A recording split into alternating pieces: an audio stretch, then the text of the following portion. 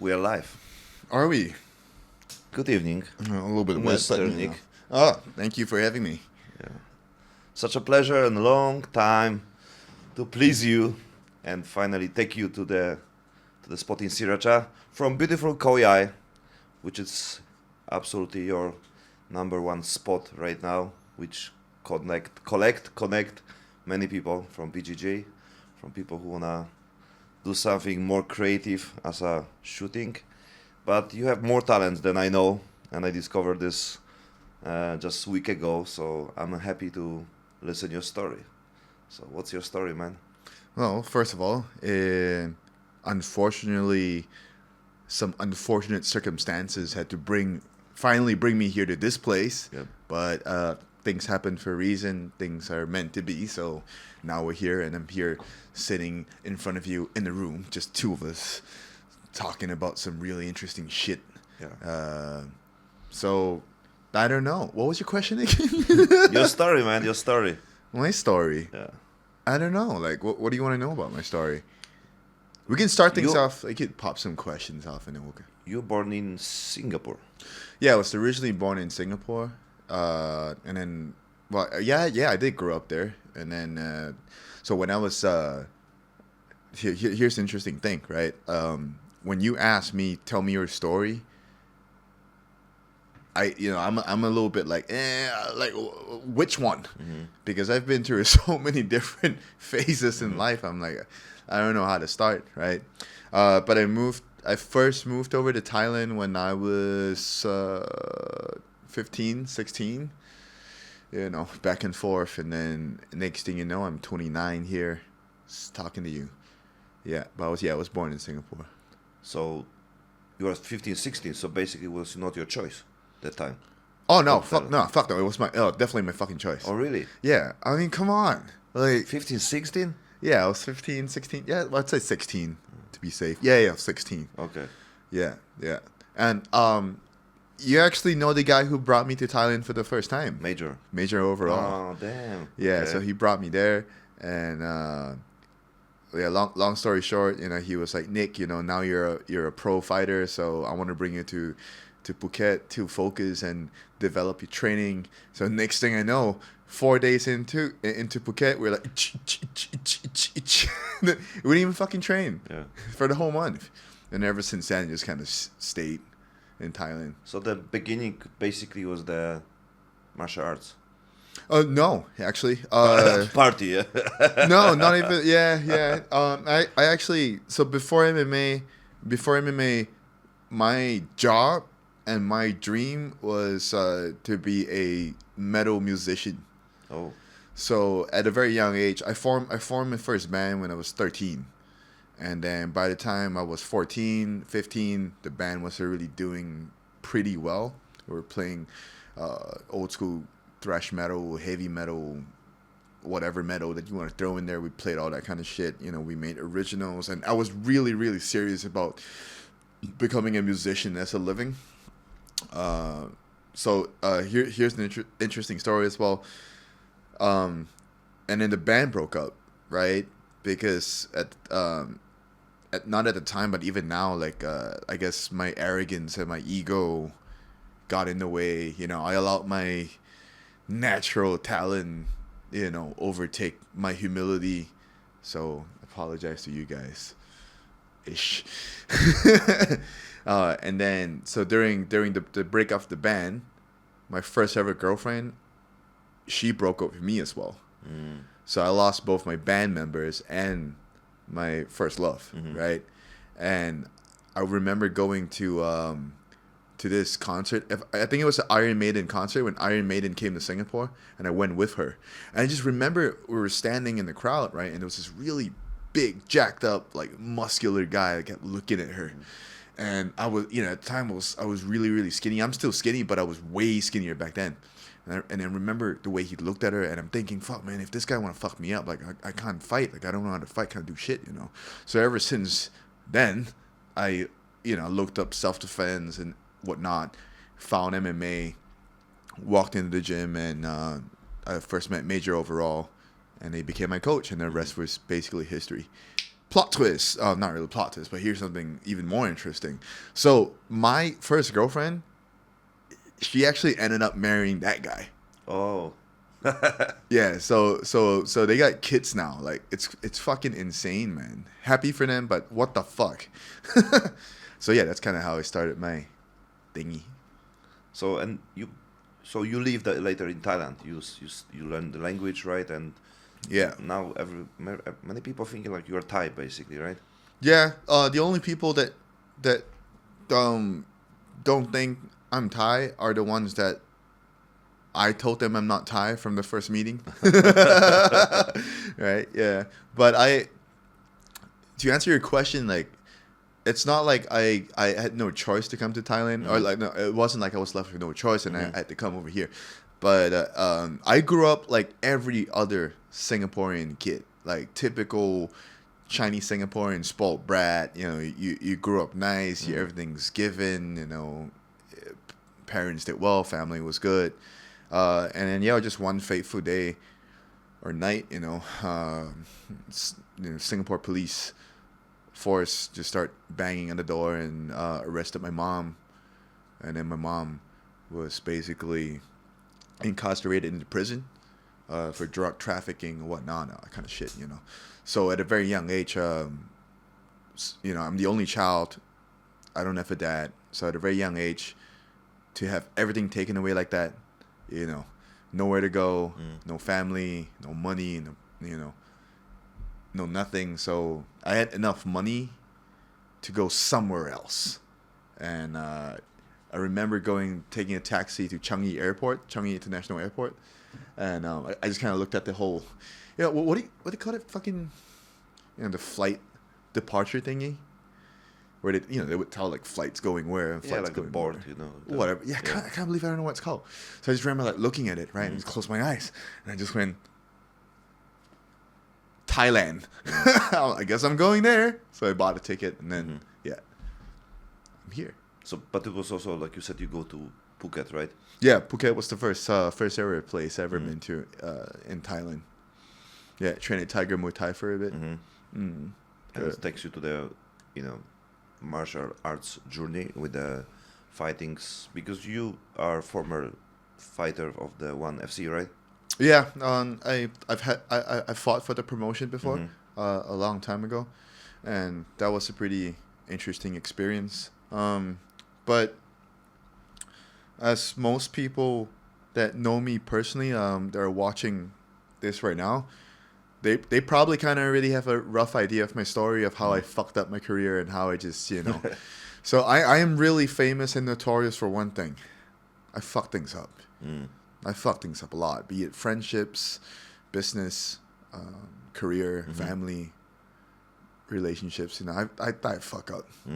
I fuck up. I find a way to self-destruct. I don't know why I do it. I don't do it intentionally, but yeah. But you don't think it's the way to go to some place where you are, most feel yourself, like, your all experiences provide you to the place, to the next spot when you think it's more connect with you, because even if it's the band and everything was the other story, next story was the fighting, was BJJ, right, was the tactic guns and everything, right? So I think on your case, every fail provide you the bridge to the next one. You don't think like this? Could be true, but I wish I could have done all of that without burning bridges and fucking up relationships and self-destructing myself and going out of control, Okay. And to this day, like, I refuse to admit that it is depression or it is bipolar or it is mental instability. I for some reason, I just refuse to admit that, and I refuse to believe that that's an actual thing. I just think it's all here, But I don't know. Like, I have no idea. So you think you think it's here because every mental thing it's also had, right? But you also know like it can be some like really problem connect with the with the mental things, or it can be only problem what you create on your head?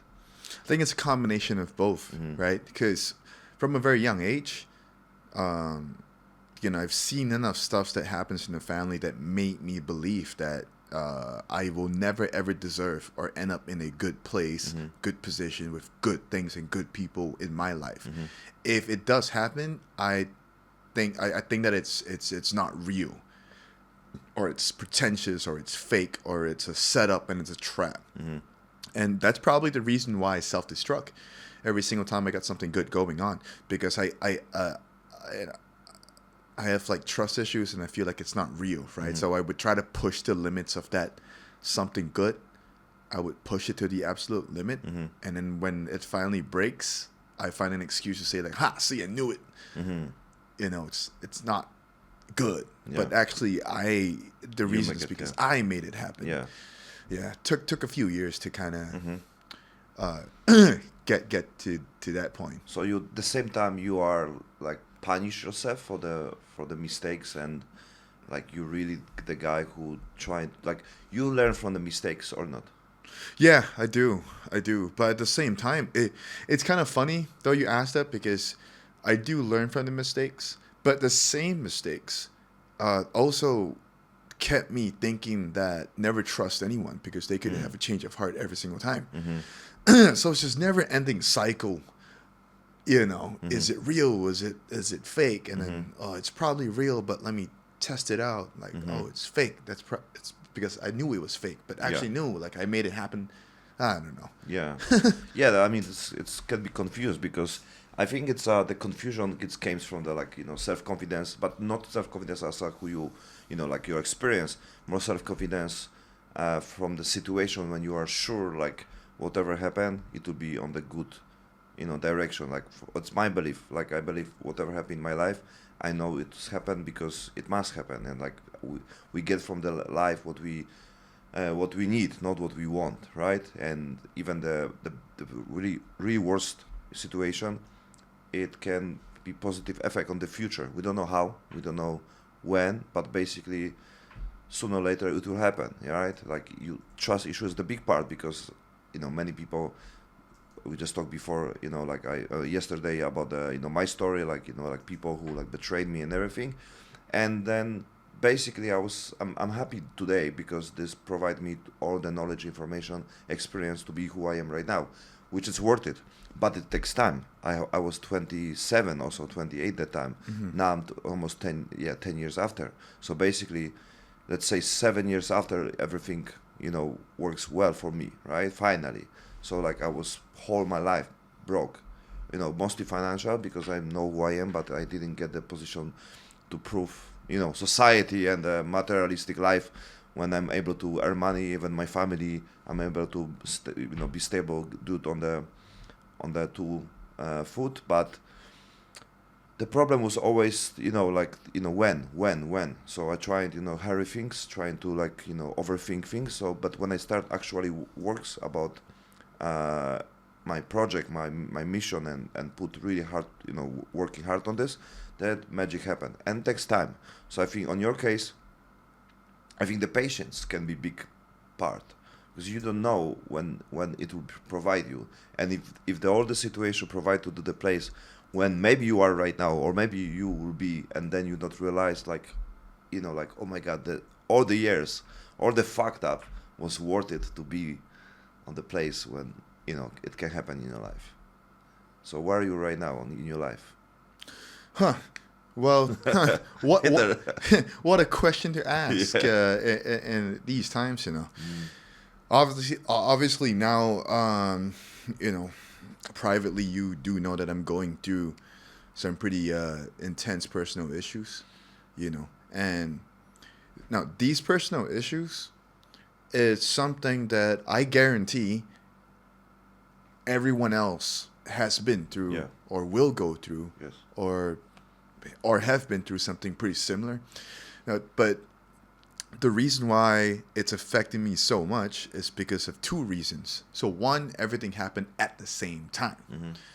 You know, if things happen on separate occasions, I think I could still kind of cope with it a little bit better. But the fact that everything happened in that 1 week at the same time, that's what kind of caused me to, you know, lose my shit. Number two, I know it sounds ridiculous, because 29 is, I acknowledge, is still a very young number.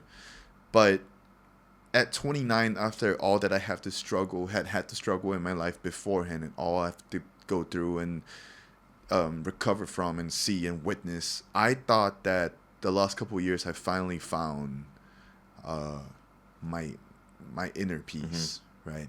So to have all of that taken away again, that is what is affecting affecting my life and my mental health as of late. Because I thought I finally found that peace, and then it got taken away because once again I found a way to self-destruct and fuck things up because I've just never believed that this was real. So here we are. But it's happened to you before, right? Yeah, it's So happening. you get already some experience how to get out from this, right? Because you found your peace. So do you have the experience to do this again? Yeah, things definitely have changed this time for real. You know why? Because a few deaths had to happen, and you know, I like to believe that it wasn't caused by the actions of me. However, we've got to accept reality that I'm probably the cause for it. Yeah. So whenever life, a life is in in play, it changes perspective. Because anyone could sit there and say the same shit, like, oh, like I finally learned my lesson, like I've changed, and I'll never do that again, I'll never do this again, or I'm gonna be a new version, a new guy. Yeah. But I've said that many times to people that had loved me and people I've loved, right? And I've always came back to be the same guy after a couple of months. Now the reason why this time's a lot different is because, like I said earlier, a couple of deaths had happened, and so that's the reason why I sincerely believe that I finally reached the point where I'm finally accepting my willingness to want to change, to be a better person. Because throughout all these years, you might remember me from the first time we met. I'm always that guy where I was like, I don't give a fuck. Like, I do things the way I do. You don't like it, then the door's right there. Just fuck off then. I don't give a fuck, Nowadays, I realize I listen to people a lot more, and I relate to people a lot more. And I'm slowly opening up my heart to people a lot more. I stopped thinking that everyone is an enemy, and no one is a real friend, and no one's a real human. But you get so much messages last days, right? When you start also, posting more about your life, about situation, everything, right? And I want to ask you, like, how many messages from the friends? Because I think your community is quite big. Like, many people, really like you, and many people, like, really want to support you. And I think, like, I don't know anybody who have that, like, amount of the friends who talk positive about you, basically. So did you feel the support from the let's say friends, or like That's actually pretty fans? interesting because throughout my entire life, I've always believed that everyone dislikes me and everyone hates me, and I've learned to live with that. And I'm okay with it. And call me weird, but I kind of like it because then there's no pressure and there's no expectations to be a good person or a good image or person, And a good friend also. You don't need to do something to be good friend for others. Yeah, because I just always thought like, everyone hates me. Yeah. If I had no skills in what I do for a living or the things I do now, they probably wouldn't even give a fuck if I'm alive, right?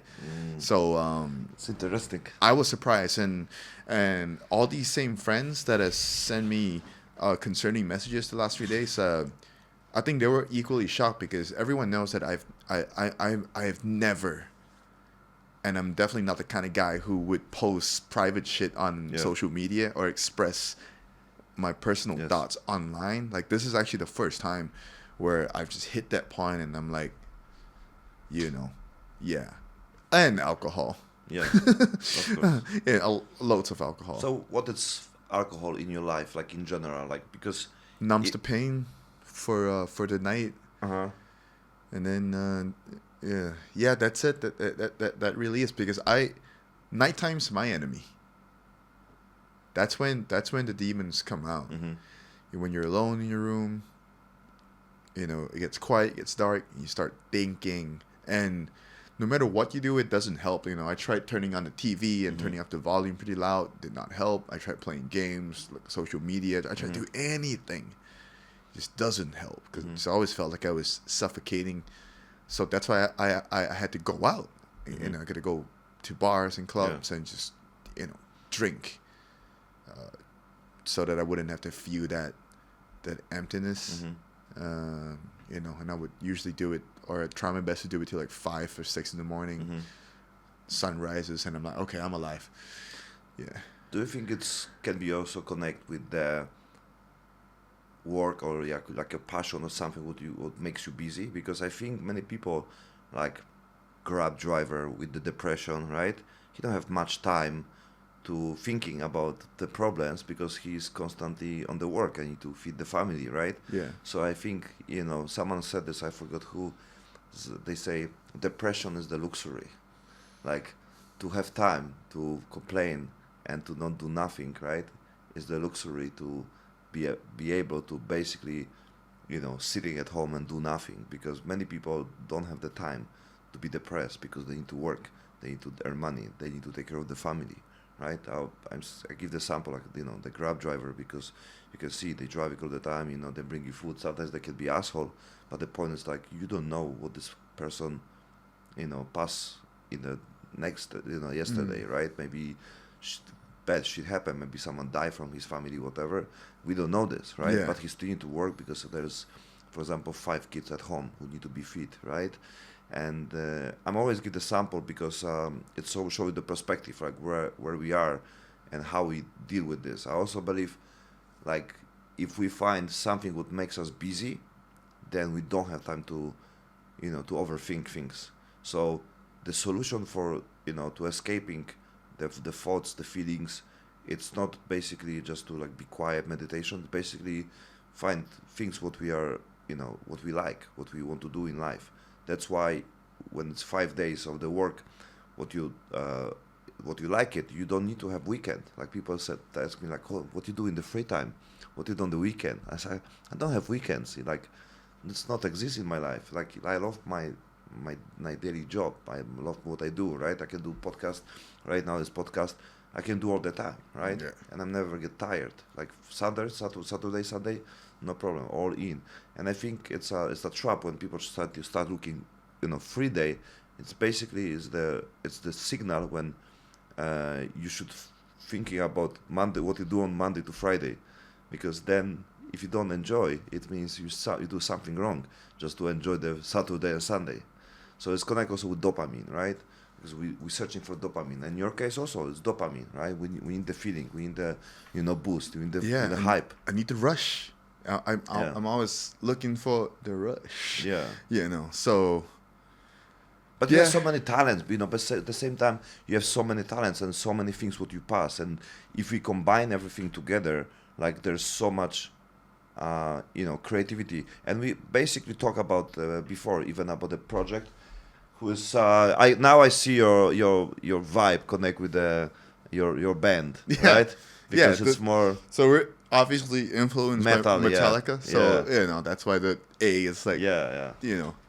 Yeah. Iron Maiden, yeah. So, yeah, it's funny because I thought that too, and everyone's different, obviously, and I tried that, keeping myself super busy with all the work and stuff, and I actually felt that it kind of made things worse a little bit, because it kind of added expectations and pressure. Yeah, absolutely. Yeah. Sorry to interrupt you, but I think the point is to find a way when you can make the project or make you busy, but you don't need to have the extra baggage like the responsibility. So I'm saying this because I used to have a big team, and people are telling me like, how we can handle this team. I said I feel like I have nobody, because I set up everyone is responsible by it for themselves, when they don't need to care about other people because everyone is take care of themselves also. So we created the team when basically we are like independent people, but all our things what we set up, it works for everyone else, but nobody expects anything. We just expect from ourselves because we like to do the things. So basically, even me, like even if I connect with the people, like manage something, I feel like I have no, like something need to do. Like I wake up on the morning, like nothing, no message. Sometimes, I party or something, and I check, I was like, for should be so many messages, something happened, they called me 50 times because I was not like offline, I was offline like 16 hours, whatever.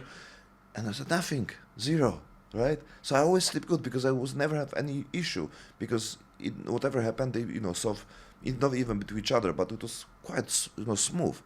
And even the time was, I think, 70 people on my team. And I feel like I have nobody, really, because it's the way how, who's these people, like what kind of rules you set up, what kind of, like understanding you share with each other. And I think it's the point, like you can find a way when you can be, the leader, main the project, and you also can be totally free, like zero responsibility, zero expectation. You need to be somewhere tomorrow, you need to reply for some message and everything. You don't need to. You can set up the rules from the beginning, from your side, and you can have someone who have the same rules. So, it's all about, the way how you can do it. And I think it's possible to do it because I made it, and I will be always do it the same. I don't want to add, also thinking like yesterday I was supposed to have UFC commentatory. I forgot about this one because I go to your place. I was focused, so, oh yeah, I need to go Nick, okay. So I come back and I forgot about this one, right? But, they even not send me message, right? Yeah. No, but they even not inform me like, hey Mario, we have, podcast, zero, right? And it's no problem, right? Chill, sabai, right? So I think there's way. And I think there's definitely a way, and I'm still trying to find a way to find that way. But I think the biggest problem is that a lot of instincts are still in me. Now, for example, my time in the military has always made me to be first in, last out as a leader. You lead your men by example. You gotta walk the walk, and you gotta jump in the fire before you tell the rest of your guys to jump in the fire. I think that's probably why I've always been the kind of leader to, no, I'm doing it myself first, and you guys can do it with me.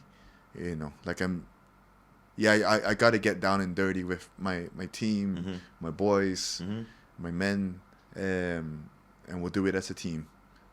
So I think, once again, we're going back in a cycle, a circle, right? It's all self-made. I'm also I did it to myself. I had a lot of expectations for myself, and when it didn't reach those expectations, I disappoint myself. So you're right. There is a way, and trying to find that way maybe tonight. After this podcast and the podcast. Well, I think it need to be after podcast. After podcast, go some of the local bars Mario here has talked about. I think there's ways. There's many ways. Like I learned a lot of a traditional business model, and everyone told me like, never make business with friends you don't trust and everything. And it's all bullshit. I mean, for me, because I create my way, which is work for me. I set up strategy for myself, and I trying to make like a, sometimes self trap, just to not go to some way to, to be still focused. Like I have my best friend, who like I basically even pay him to stay with me, because he provide me my good energy, good vibe. Basically we also best friends, but I need to buy him so that he'll be with me so I can continue doing my journey, right? Yeah. Because he need, for example, like even salary and everything, but we always work like a business partner. But that's the time I think you need salary, and it's only the way to keep you on my project, right? And then we find how we can fulfill your way and your project, right? Because we trying to win-win. He need to find his things what he love, and I also try to do my stuff, right? But I need to do the same for him. So I'm using money to pay him to stay like a salary mode until we'll not grow, to generate money. But it's also show me like the way, because not many people do it. Not many people take the pocket, money from the pocket and pay someone when they don't get any money. Like, hey, I pay you, let's see, in 1 year, every month will be paying you, but you still not earn money from me. Like, not many people do things like this, I right? understand. Yeah. So I decided to do it, and I think it's different approach, because sometimes we need we need to extreme situation, and sometimes really out of any information knowledge what we know from school, from the other business and everything, because if it's about your passion and something what you love, and also allowed me to know this for myself, because when I was alone I was like going out, don't know what to do, like I need to even tell him to take me out from the phone, so I have a daily things what I need to do, but I tell him to tell me, right? Because it's allowed me to be more responsible for myself. So I try to set up like a trap for me. It's like, hey, you need to tell me to do this one, because then I will have less time to scrolling bullshit, right? On the dating app and other shit. So, and this case, like it's always show me like what I can do, so it will provide me the escaping from my the same like you, like sometimes fucking bad days, overthinking, right? Going here doing bullshit things. But I just use other people, and the same time I help them to be the place where they want to be. So on your case, I think everyone's riding on the same fucking Yeah, I think so bus, too. whatever, I mean, dude, right before we started this podcast, my friend called in, and he's going through something similar.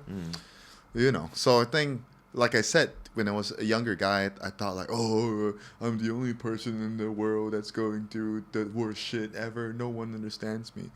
You start getting older, you're like, oh, wait a minute, everyone's going through that shit too. It's about how we deal with it, right? So it's funny that you mentioned. So yeah, maybe tonight you're the guy to tell me, Nick, like put the phone away. Look at those two Indian guys. They're looking at you.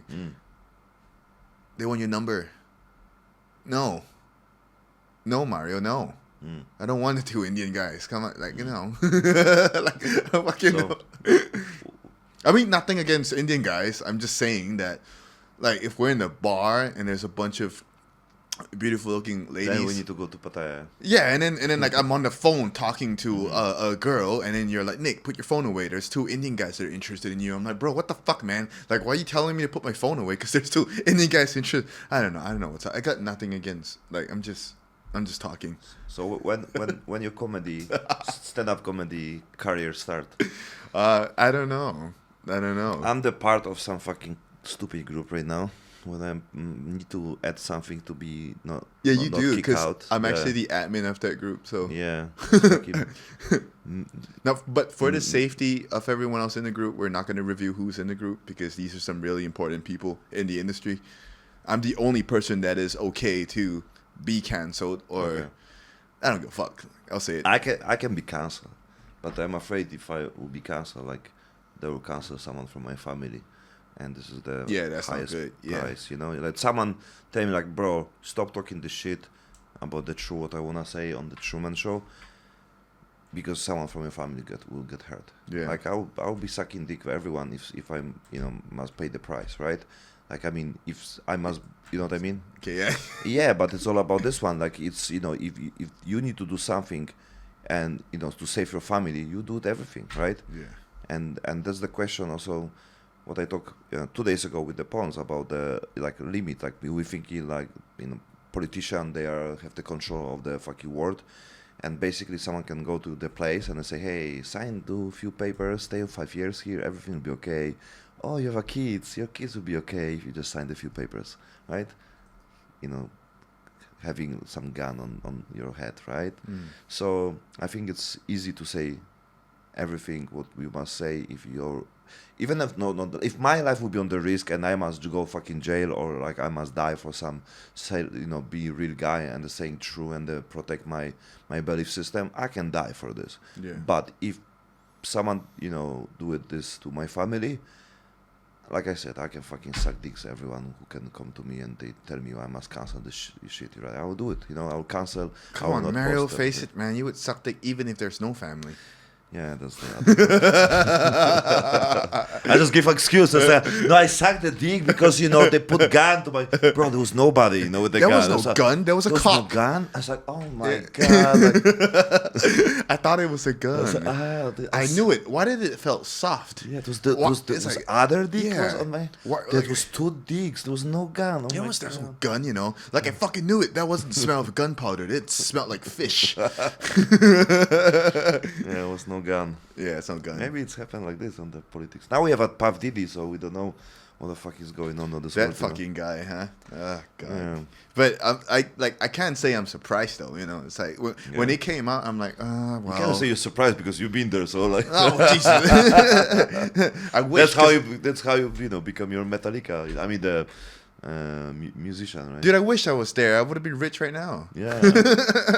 Fucking man, if I gotta get raped and butt fucked by P Diddy to get rich. And not so long, like Yeah. how many 20 years, and you're Justin Bieber situation, so it's worth it. God damn it. Mm. Yeah, I should have found a way. I think many people would do the same if they. Fuck yeah. Because they're on the position like this, right? And if they must pay the price, few parties and everything, I think they will say yes again. I think a lot of people do that. Yes. Actually. I think Yeah. There's people like, fuck, why I didn't come to Puff Diddy? I'll be down when this Usher. Singers, rappers, Oh, yeah. models, Yeah, many people say it's the entertainment industry. Yeah, so it's South Korea. South Korea has the highest suicide rates for celebrities and South Korea. South Korea. Yeah. Celebrities and entertainers. Because it's big chasing for the hype, for the popularity. It's a big chase, like all the BTS. Like there's like when it's a audition, it's like, oh my god, there's like a fucking half of the country prepare for this, because they know they can be. It's insane, man. Because for what they have now, they're those Korean pop singers. They're forced to completely live a different persona. Yeah. From who they really are. Yeah. Like there was this one guy, I forgot his name, Jang Jong Young Suk Dik Young. I don't remember his name. But anyway, it's like he, good looking man. He's a good looking man, right? And committed suicide. And in his little write up that I read online, his actual interests are shooting guns, training MMA, training jiu-jitsu, liking gangster rap. Like that's his real. Mm-hmm. That's what he actually likes, but because of the career that he had to live up to, he had to have this persona and this image that he was this soft little gay Korean boy, right? But he might have looked gay, but definitely not gay. I mean, nothing wrong with being gay. He did look a little bit. He didn't look that much. I don't know. Anyways, maybe he was from North Korea. We don't know. Well, if he's from North Korea, then they're definitely not gay. Can be, right? Yeah, it's very interesting. How many gays in North Korea? Yeah, well, you can't. You would never know because every time they find one, they shoot one, right? So it's like. Or maybe you get promoted. I don't know. Okay, that's an interesting. Well, here's a fun fact. Maybe they go to army. It's like, gay, go to army. Yeah, I guess it's service to the people of the country. Kim Jong Un actually once paid. I think Dennis Hallman. No, what's Dennis Rodman. Dennis Rodman. Yeah. Millions of dollars to actually come play basketball and come watch basketball with him. And it's like, oh my god, this fucking guy. I think if you meet Dennis Rodman, you will connect. You will connect very well. Yeah, of course. He's black. I'm Chinese. Like, dude, black and yellow, black and yellow. Rush hour 1, rush hour 2, rush hour 3, yellow. Yeah. Meant to be, man. Like, it's interesting we talk about this because during COVID, there was like a whole hate crime thing going on in America. Like, and it's a lot of like African American, like black people bullying, attacking, doing physical harm and ousting out like Asian Americans and Asians and Chinese people. And my heart hurt because I'm like, guys, we're supposed to be like homies. Chinese people and black people, like we're supposed to be like bros, man. What happened over there? And they're like, oh yeah, y'all motherfuckers ate bats. I didn't eat bats. Bats ate us. What are you talking about? So that really hurt me a little bit because I thought we were one. But But you've been in US? Yeah, a little bit. Okay. Yeah. So there's the influence from there. No, no. Yeah, a little bit, and then I grew up with a couple of Americans in Singapore in my neighborhood, which is why, like, I don't know if you noticed. Have you been? You've been to Singapore? Yeah, you've Yeah, been. yeah, Yeah, yeah. you've been. You ever notice that I don't have that accent? I bought the dildos from there because in Thailand it's illegal, and basically they don't. That is crazy, man. Like, Yeah. I still can't get over the fact that Yeah, that I mean I can buy here, but the point is like the original one, Yeah. the brand one, the Lash, like you can use for the cam business, and and like do Bluetooth and everything. It's you need to basically send to, like, you can order, they send you, but they stuck on the custom. Oh, they're stuck And there. later you can buy someone from custom and they can sell it online, but it's Yeah. like 10 times more expensive. So basically it was, for us it was good to go to Singapore to buy like full bag of the sex toys there, and for like $500, and which I must pay here like $5,000. I fucking love it, man. Like, I bet every single time you go to Singapore, immigration is probably asking, like, what are you doing over here? And like, well, sightseeing. When they catch you with a bag of Dildos. dildos.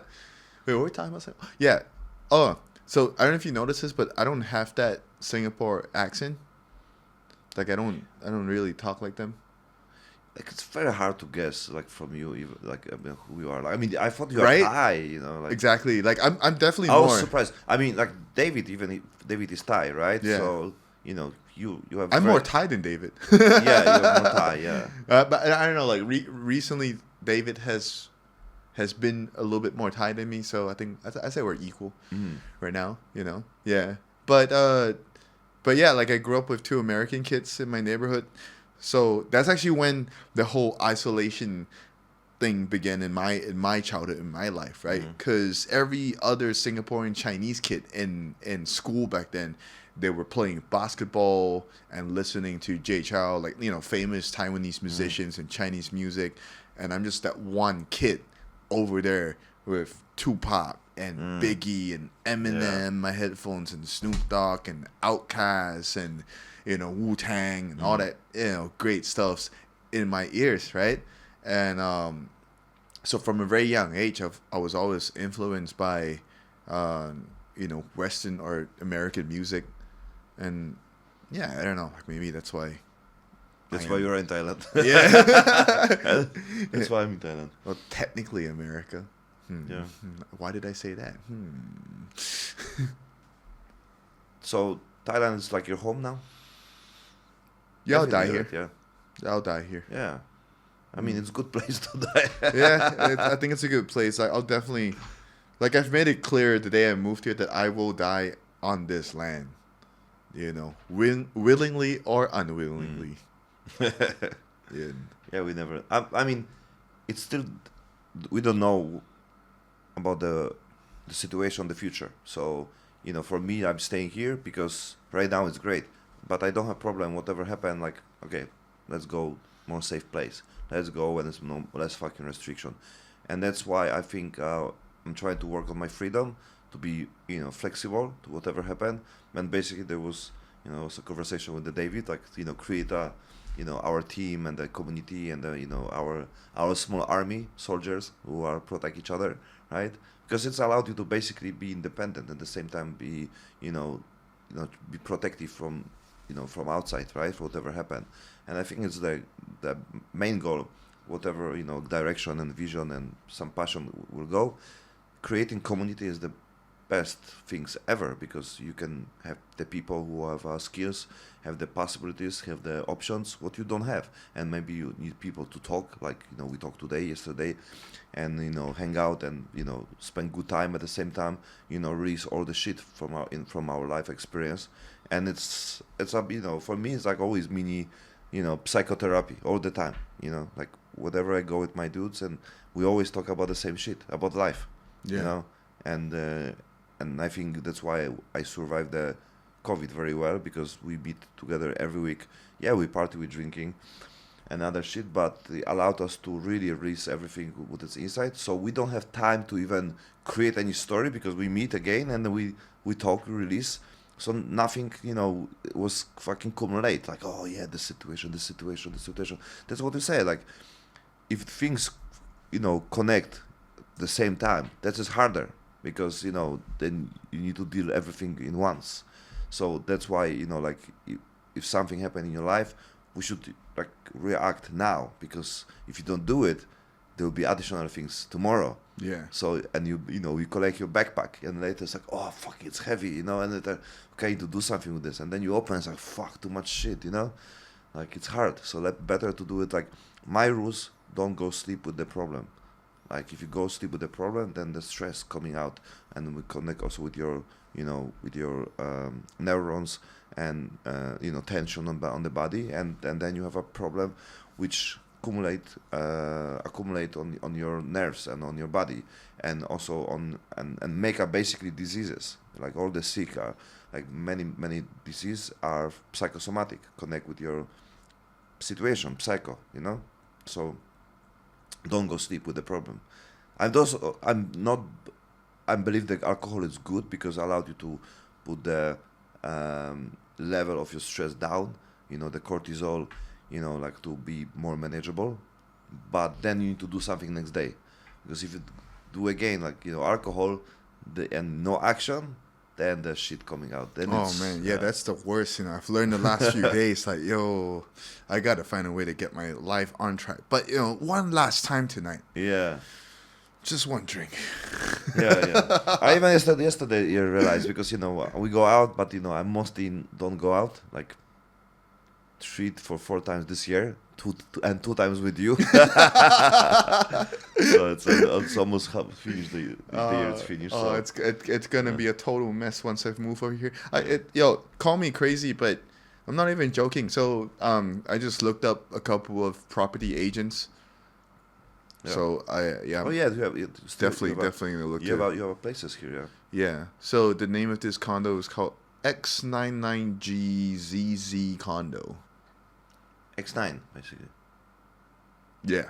Yeah. I don't know where's this. I don't know where this place. But you have Chambéry and you have the other place here. I mean, this is What are you great. Like talking about? Thailand. That's about the places are fucking awesome. Like I like be here, because for me going somewhere is always some trip. Yeah. Even Khao Yai, it's okay, 3 hours, but you Bangkok the same, similar to Bangkok. Yeah. Not big different, right? And I mean, the Discovery Hill, it's fucking awesome spot. What you doing there? Ooh, dude, that's complicated. That's how we met. We how we met there. yeah. It was my beginning of my PJJ journey as well. So one of my jobs is actually help run and manage activities at Discovery Hill. So that's why we started hosting jiu-jitsu camps and tactical camps and firearm camps and self-defense camps and MMA now. MMA and Airbnb, just hospitality services, food and beverage service, like a bunch of stuff. So just doing a bunch of stuff. So, we've got our own farm, livestock business. Whatever a cowboy does, Yeah. So that's actually, once again, we're gonna revert back to the whole piece that I found inside conversation. I thought, this year at 29, I finally found that inner peace, family, settled down, whatnot. And then, I moved to Khao Yai, got the dream job, dream place. Everything is just settled, So if everything gone in a snap, and it feels like it's just back to square one. But at the same, as shitty as it feels, at the same time, and I think you could relate to this. I think you understand. You've been through some stuff too in your life, right? As shitty as it feels, at the same time, it's also kind of exciting. Yeah. Because, for example, like now, every day it's like, oh man, we don't know what's going to happen or who we're going to meet tomorrow. Yes. Right? Because, for example, if all of that did not happen, I don't think me and you would be sitting here doing the podcast tonight. Yes. And if we didn't do the podcast tonight, and if we didn't go out last night, and we're not going out tonight, we might not end up doing potentially the biggest project that we'll ever do. Yeah, possible. So it's just one of those. I believe on this. I strongly believe.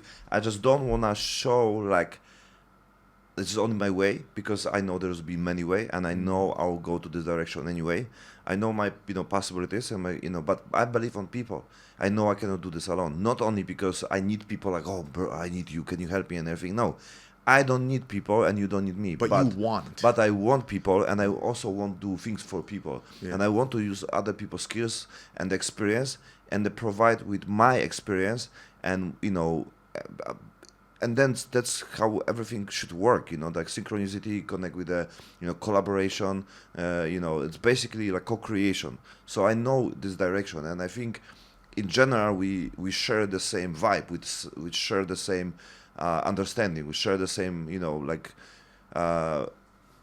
personalities on the level, like we believe the same, let's say religion on the believing on something, right? We believe ourselves, we know how the life looks like, and I can say the life for us and for people who I met already, even from Yotsikro, is very similar. Like Yes. I don't say it's like we are that much different than like anybody else. Like our life, like you said before, it's very similar. Like the people also pass like broken heart, some drugs, alcohol, and everything, right? And some gay shit as well. So Some gay some shit. gay shit. All gay shit. Geisha. I mean the Japanese geisha. Yeah, all geisha. I don't know what you're talking about. No, yeah, I said the same thing to your friend today in Thai. Yeah. Like I said, I told her, I was like, yo, like, I just realized that me and Mario, like, we're super fucking similar. The only thing that's different is that he looked like he walked out of Auschwitz, and I just came from China. Like, that's like the only difference. The what? No. So what I told her, I was like, me and Mario were super similar, but the only difference between me and him is the way we look, because Mario looked like he just walked out of Auschwitz camp, and I just came walking out from China. Okay. And then she just started laughing and shit, and I'm like, oh god. If I have no hair, maybe yeah. I had before. Oh god. I try to be Andrew Tate, but I looks like from fucking like a From Auschwitz. yeah, I looks bad. Well, with the whole world hating on Jews right now, I guess I think Yeah, that's so funny because in Poland, like I have no concept of Jewish. Like there's something what people say on TV, but not much. Yeah, Like yeah. I live my whole life when it's supposed to be known by like Palestinian, whatever Jewish, and I even don't know where they are, because we don't have on the history things like this. Like I think more on America talk about this one, but I don't know any Jewish, like in my whole life. same. Like who did I know that was a Jew, personally? Yeah, no, like I don't think I've ever. Yeah, I don't understand the Known a concept. Jew, I don't yeah. understand the concept. Even if it's happening in Poland, because what does World War II, and the Germany, they're looking for the Jewish, and they even help us. They later they want money from our country after, because of the after World War II, so they want to get back for the how you call this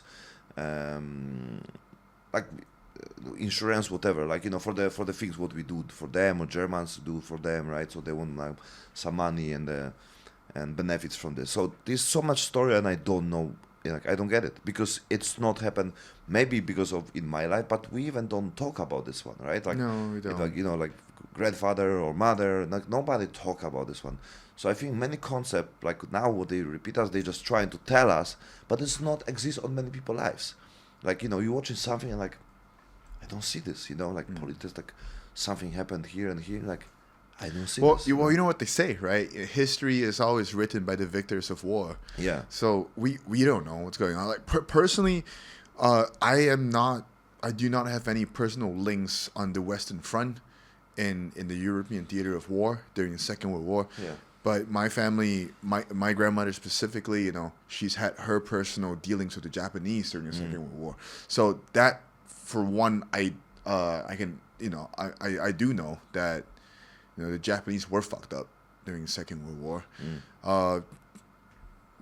But that's my only knowledge of actual like interactions of people from the Second World War. It was Yeah. my grandmother, a couple other neighbors that lived beside me when I was a kid growing up, and they would always tell me stories about war when they were all fighting for communist guerrilla forces in the jungles. That's the only time I ever learned about these kind Yeah. of stuffs, you know. But And- once again, that's for the Pacific theater. And your story is totally different than mine, you know. We have a German, Poland, you know, Russia and everything, right? And people say like some important country. Like how I connect even with the USA, what they talk about, you know, there's the power of the fucking universe, you know, and the army and everything. And like I really, when I even started the podcast, I was thinking like, okay, you know, like I'm going to this market, right? US, right? Because it's, you know, the biggest market, the spenders and everything, right? And later I realized basically it was after documentary movie about the Chatri, about the owner of the One FC, and then I realized like how big potential is in Asia, you know, even about the Chinese, you know, like the whole, you know, basically whole Asia, it's like much bigger than the USA, right? Like much bigger. It's like 4 billion people, right? Yeah. So I think like, damn, like. And I'm more connected with here. I live in the Philippines 5 years. Now I think 7 years in Thailand. Like how I can even think I can be connected with some American. I don't even know much Americans, right?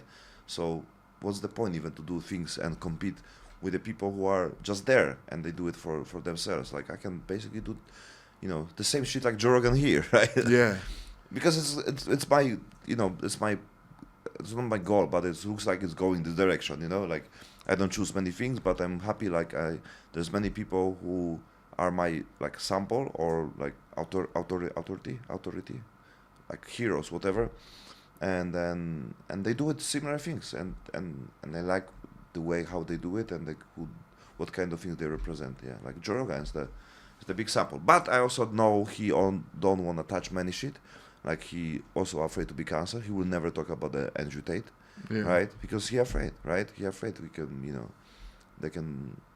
I mean, they control him. That's why he don't say, right? Yeah. So yeah. he talk about, you know, not comfy things. Even when he had Alex Jones, you know, about all the fucking conspiracy theory, but he cannot go too far. You know, he Yeah. know, but he cannot go too far. Yeah. And I also thinking like how far I can go. You know. How far you can go with the true, you know, telling things what you think, don't care about what other people think, right? Like, what's the price to be fully yourself, right? If it's, you know, or even how far I can need to go to be heard by, you know, millions, but basically, I just, you know, I want to be real at the same time, right? And I don't want to like fake shit. Well, with the technology that we have today, and the way social media is, everything changes in life, you know, which is why everyone's so afraid to be opinionated and expressive with their actual thoughts. Yeah. Now, the only reason why I don't give a fuck and I would say whatever I want is because I got nothing to lose. I got nothing's holding me back. Like I've said it earlier, you know, like I die where I stand. Yeah. I stand where I die. Yeah.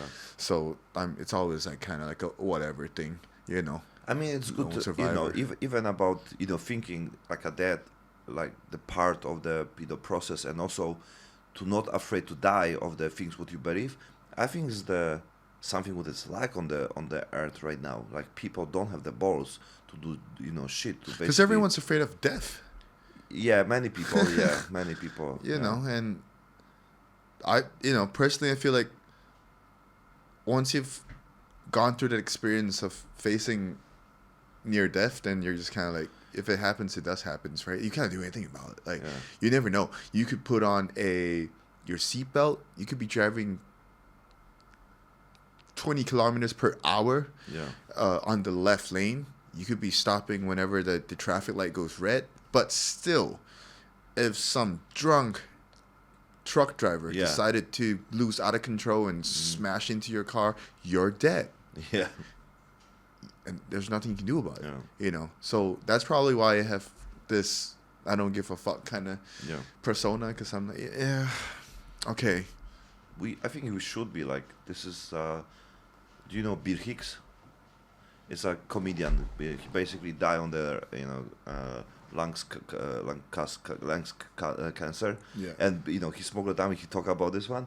And he said, you know, nice things connect with the, like a life, it's like a roller coaster. Like it's basically, it's like we think it's a real, but it's basically bullshit. It's just, you know, it's just right? Yeah. So we thinking like, you know, it's real because we have a bank account, car, family. It must be real. but it's just right? And he say like the one who just trying to tell us like we shut out the people, we kill them, like shut them up, don't tell, don't tell it's it's a fucking right. I invest so much money on this right, this is real, this is my family, this is my car, this is my business, it must be real, Yeah. but basically it's just a right, and I think concept. What's your concept about life after death, life after death, death after life? Life after death. Basically, yeah, life I after make I death. make a Afterlife. death after life. Well, afterlife, right? Death after life after, yeah, one of those things.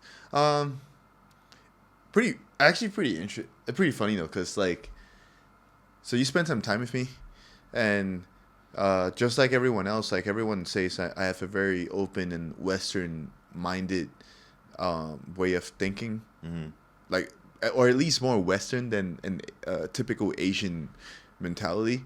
How you connect this? How you compare this? Well, first of all, language, I guess. I don't know. I suck at my fucking native language. Dialect. You You mean know? dialect also? Yeah, my dialect, which is Mandarin, Cantonese. No, your dialect is American. You speak like American. I mean, my accent. Yeah. Yeah, accent's pretty Americanish, but my language is, my native languages and whatnot. Like I struggle with it, and then I'm basically just a lot. I'm not really Asian cultured in terms of like mannerisms and the way of life and the way of thinking and whatnot. But at the same time, I still strongly believe in the afterlife. Like I do believe that there is an heaven and hell, and I'll be going to the Chinese heaven or hell. Yeah. As a kid, as a Chinese Singaporean kid growing up, we're taught by grandmothers that there's something called the 7 layers of hell, or 12. I don't know how many layers, but 12, yeah. The 12 Yeah. layers of hell. The 12. No, Jesus, fuck, you know more than me. You know more than me. You're more chinky than me. Gee, all right. Yeah, 12. 12 layers of hell. Yeah. Yeah, so 12 layers of hell, and if you're a good person, you go to heaven and all that kind of stuff. So it's weird because I kind of believe in it. But at the same time, it's pretty contradicting because, I'm not really Asian cultured or Chinese cultured. But in terms, to answer your question about my concept, my thoughts on afterlife is, I do believe in life after death. Like I do really think that there's a hell and there's a heaven. And the reason why I believe in it is because if there's life, there's death. And if there's death, there's life. And if there's life, there's pain. And if there's death, there's pain. So where's all that life, death, and pain going to go when that physical aspect of the human being is gone? Or physical aspect of a living thing is gone. So that's why I just believe that there's something. I don't know. It could be gay heaven or gay hell. I don't know, but it's something. And where's the concept about we living on the simulation? Did you hear about this one? No. Tell me more. So basically, it's understanding like our life. It's a 0-1 matrix, right? And then and the science, like proving this on many different levels. Even finding the code on the protons, on the atoms and everything, like the or the quark, like they found the basically code, like 0-1, like seem like 0-1 code, like 0-1-0-1-0, right? Yeah. So it's also show like we living on the basically AI, which create the ourself on the concept, because basically if you just how we experience life, we have our senses, 5 senses, right? And this is just connected with our brain. So it's like our eyes not see, it just it's just receptors our brain see, right? So if you just connect few things like to the Neuralink, which is funny because the last time someone checked, and basically this guy is from the UFC, I think it's Bryce Mitchell, Yeah. right? So he talked about many things about even flat earth and everything, but he checked on it was some Greece numerologic like a calculator, something like this. So if you put Neuralink to this like a calculator to the reading the number from the words, it was 666. Neuralink, the program Elon Musk, which connect brain and allowed you to basically, using when you connect this, like you cannot move hands, but you think you move hand, but you move things on the system, for example, on the computer, on the game, right? So basically, like the Neuralink allowed you to, like, let's say, like, I have a VR here. So basically, on the VR, you are inside and you think like there's everything real, right? The point is like you still have your feelings, but if you just put then then in whatever the connection to your brain, and then you take out yourself from the feelings, and then you go to the game and you think on the game is real, you have absolutely no difference between the reality and the VR. So, and it's very easy to make right now. So basically the Neuralink allowed you to go for VR. The point is like you can also cheat the time. So sometimes even on the psychedelics you can take DMT. Some guy that was on the Joe Rogan podcast, he talked about this one. Some guy smoked DMT or salvia, something like this, and he was on the trip, I think 20 minutes, something like this. But he lived 8 months under the water, have different life, have a family, friends.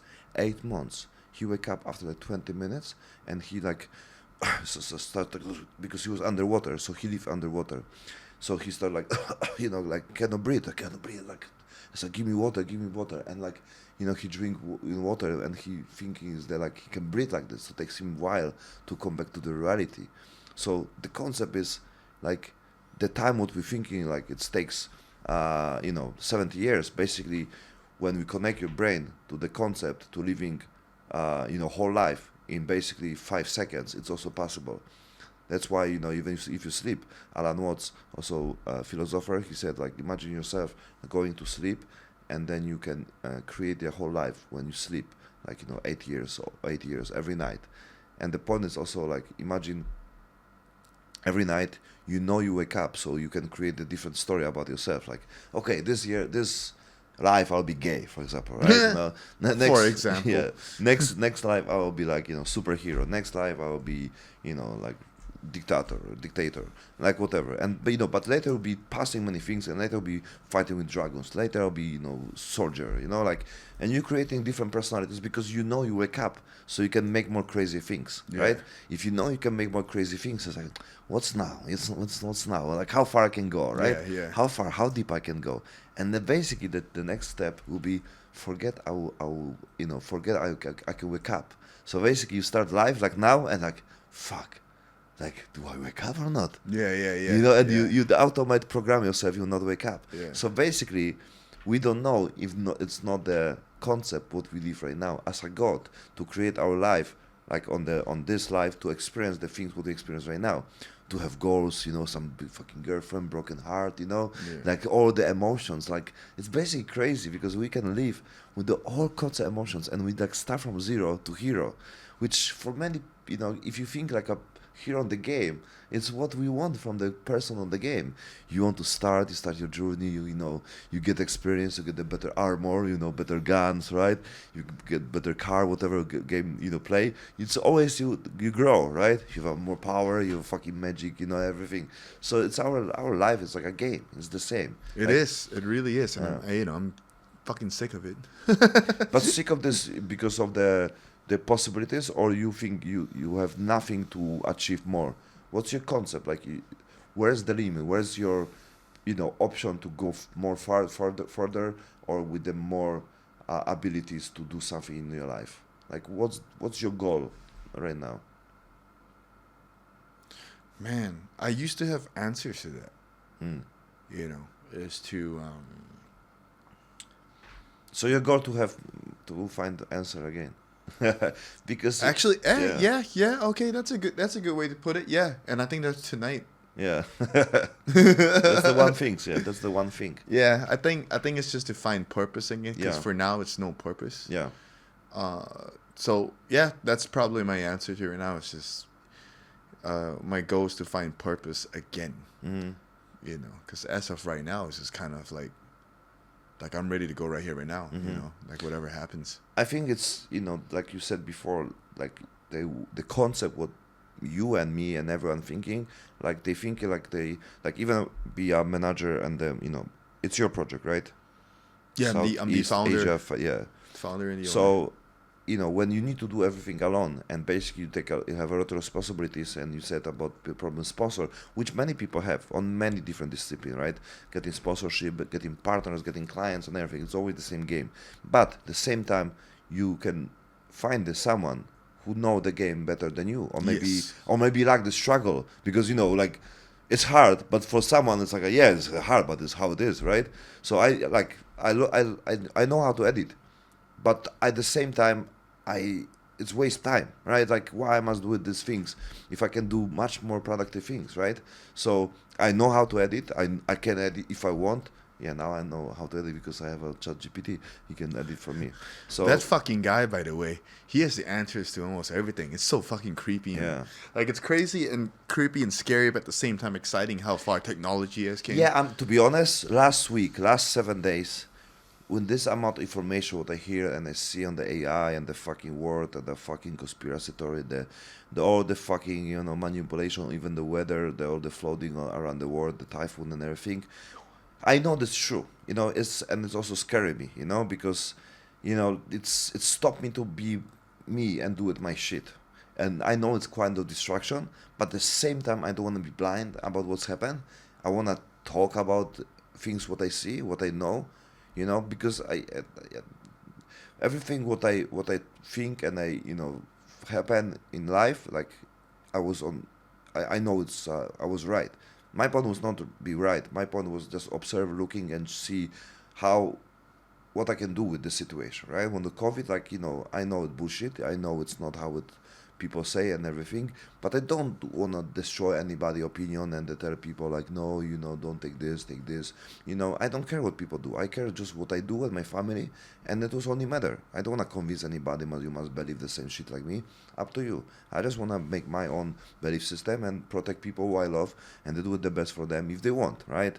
And so the same with the information. I know what's going on. If it's helpful, somehow not, but I need to find a balance between what I can you do with this information, and if it's really help me or destroy me, because right now it destroy me. It's too much, especially now algorithm show you the shit what you want and what you like, even if it's telling people like, even if it's telling you how many propaganda and the fake it's about the social media and everything, the algorithm show you this, right? So it's like it's the same like if you like Andrew Tate and then the Andrew Tate tell you like don't watch fucking social media and everything, you're still watching fucking Andrew Tate on social media. Yeah. So it's the same shit, right? So it doesn't matter if you were watching Discovery Channel, you're still watching fucking shit, right? Yeah. Which is take you out to creating yourself, to building your life, to live your passion, to fucking get out from your struggle and everything, because this shit around us make us more more weak, and I think this is the problem, and I want to talk about this problem, but I don't want to be absorbed with all the bullshit, like I know what's going on, I want to tell, but I don't want to be overloaded about this information, because We'll get there.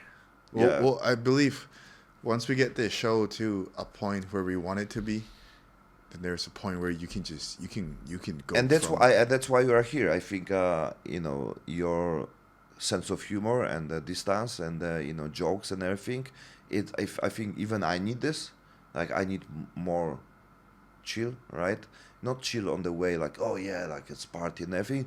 More about to just talk about shit. To talk about shit, and Yeah. they're like more relaxed and everything. Don't take things I seriously. mean, we're like I think we're like 1 hour into the show right now, right? Yeah, 1 hour. But we still haven't talked about stuffs we do, like Yeah. what we do, CFC and QRS and the MMA stuff, the jiu-jitsu stuff, Yep. the tactical. Like we haven't even talked about.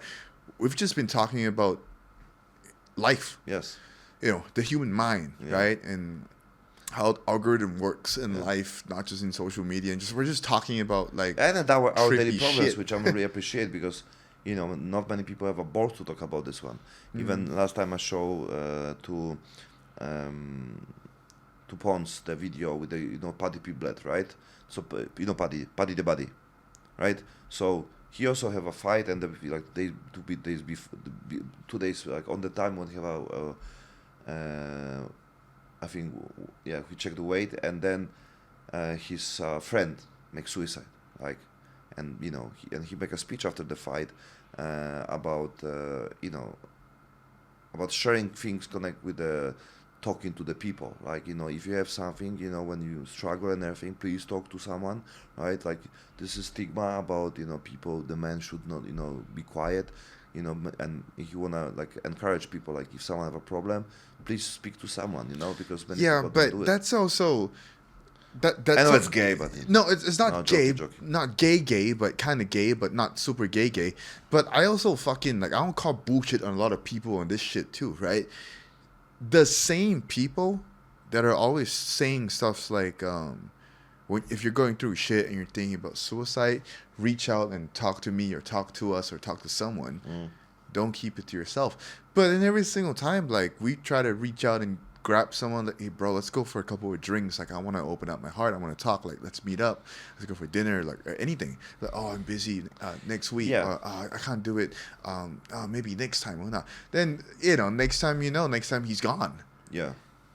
It's like, when will humans ever learn, when someone's calling out for help? I think it's the required strategy to talk about this one. Require the real people, Yeah. and then you need to build yourself as a real person. So even if I have my best friend, and the last time I told him, like, because when I say something, he thought I'm not mean this, like, it's not real, right?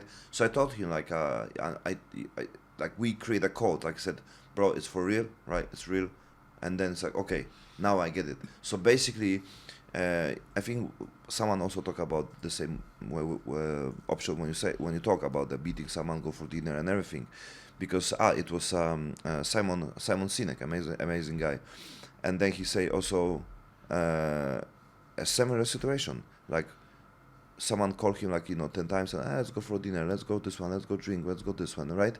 And then the person, makes suicide, like, no, check, she wanna, die or something, and I said, why you don't talk to me, like, what's happened, like, and like, what, I don't talk to you, I call you every week to go with me for dinner, to go with me here, can meet, and you always don't have time to have this one.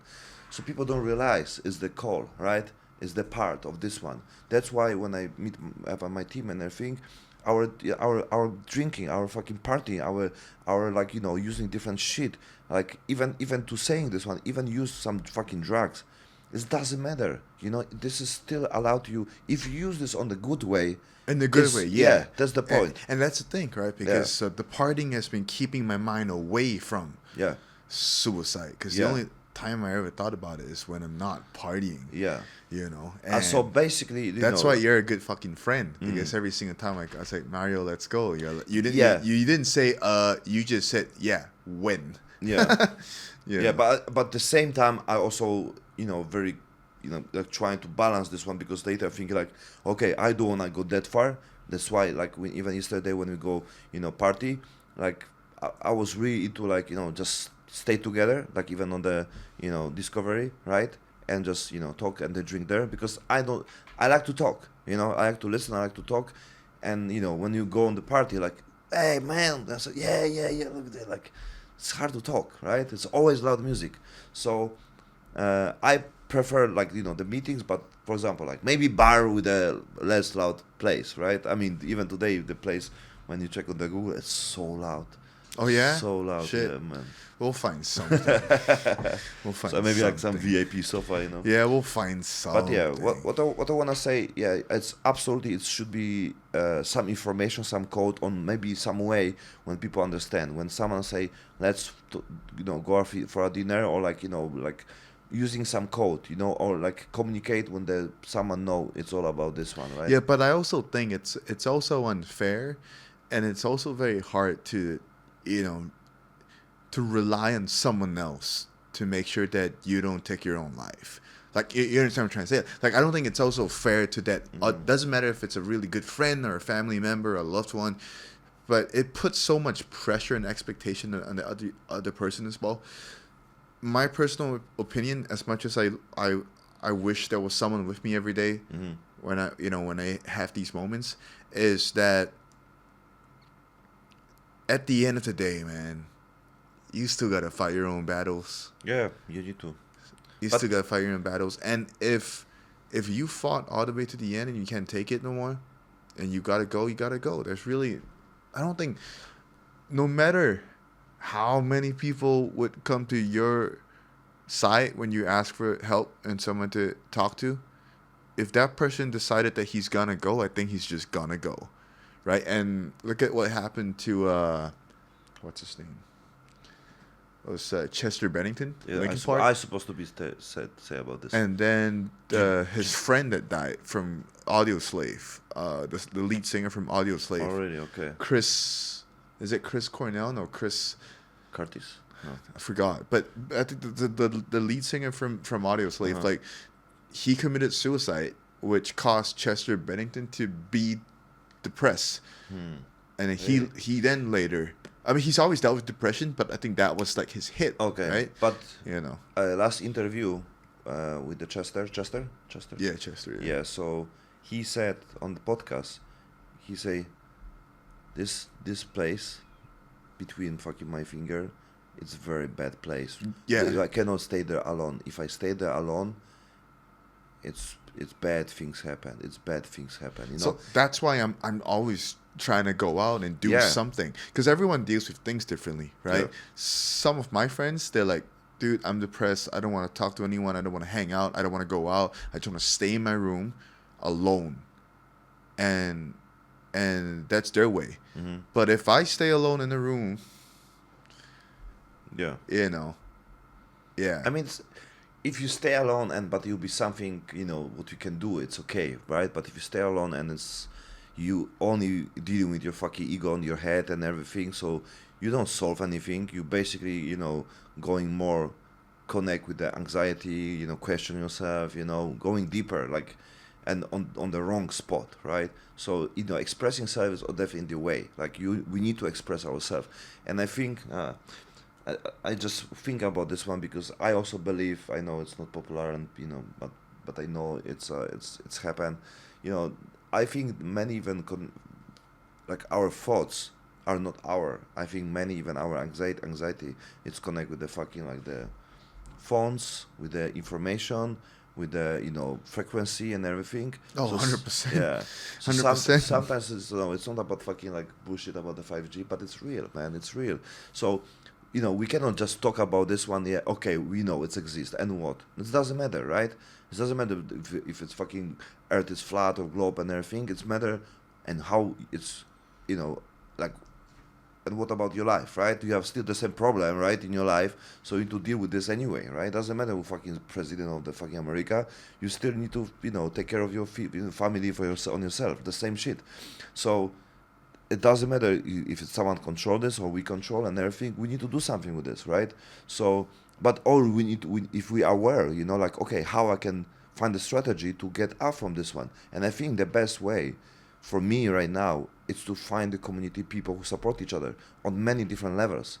Of the levels when even they drink less, for example, like, yeah, guys, you know, like, fuck, rent car on the nighttime and we fucking go on the, you know, race. Right? Yeah. It can be even more dangerous, right? To fucking Yeah. race in the Bangkok like fucking 200 kilometers per hour. But maybe more safe for our body. Yeah, I'll do it if you're a Mercedes Benz.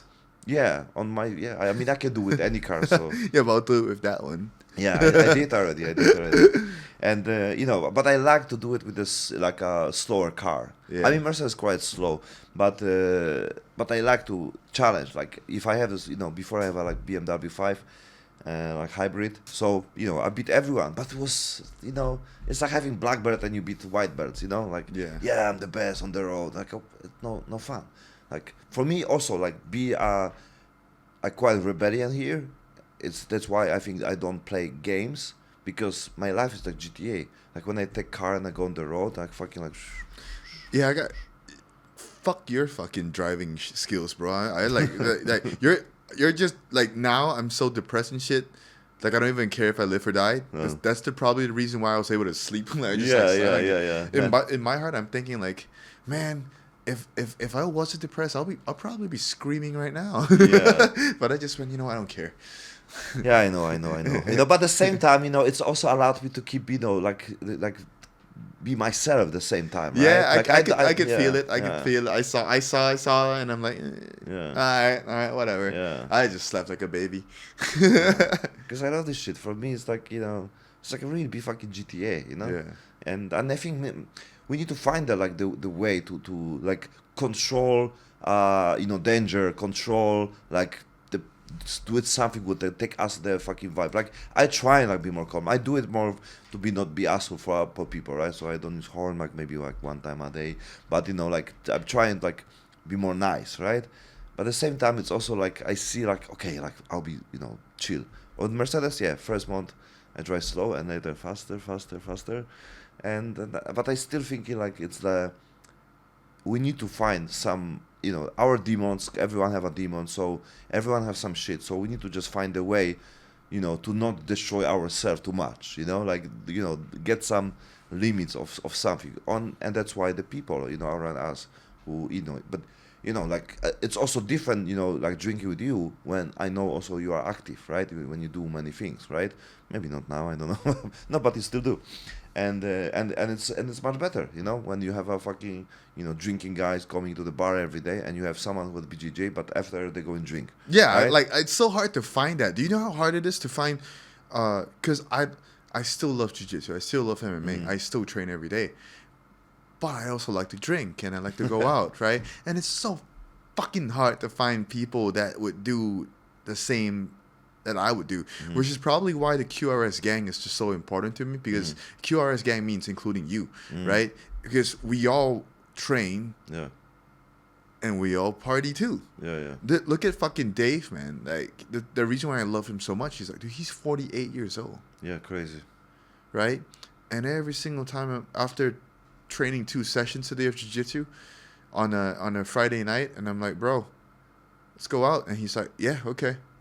Never said no, And then you escape and you disappear for fucking I do. I gotta. I was so disappointed. I gotta work on that, yeah, the disappearing thing, stuff like that, man, dude. Like, yeah, like this has been an unexpected episode. Like, could definitely be.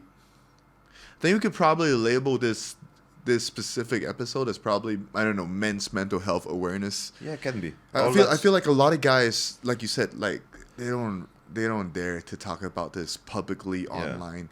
I don't give a shit, I say what I want to say, but we definitely got to come back and do another episode on a bunch of other stuffs that we want to talk about. Careers. We can do it right now. So what you do want to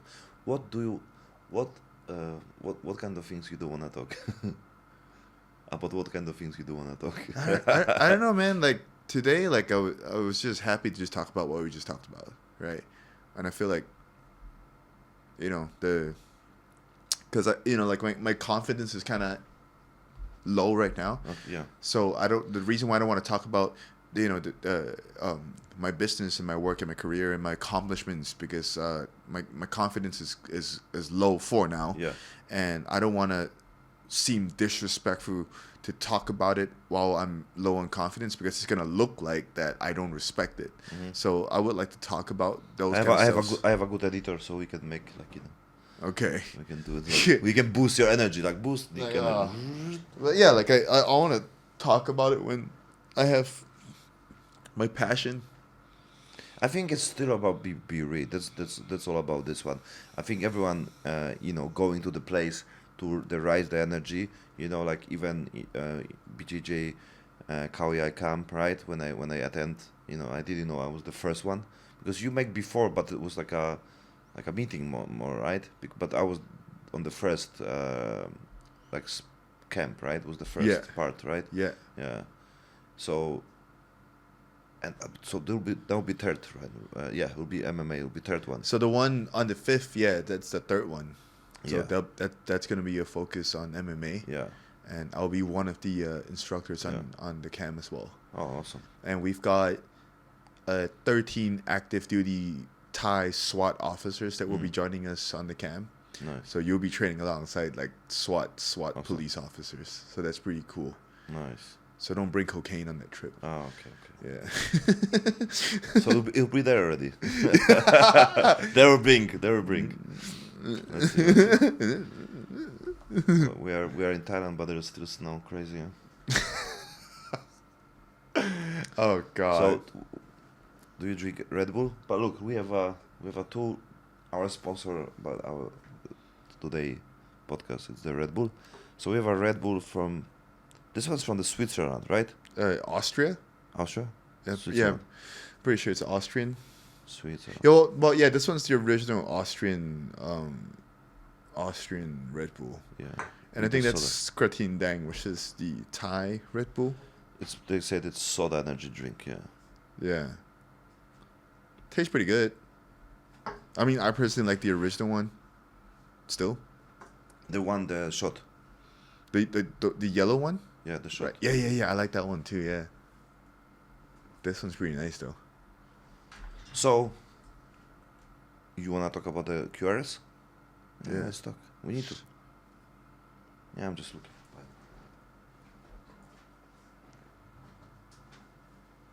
Remote. You see?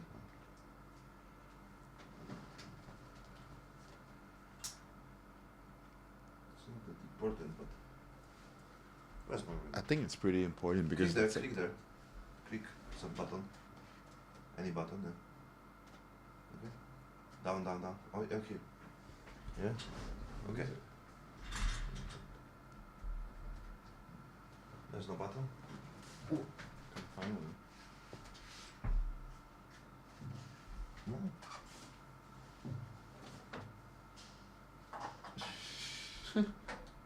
Oh yeah. Okay. Yes. It's okay.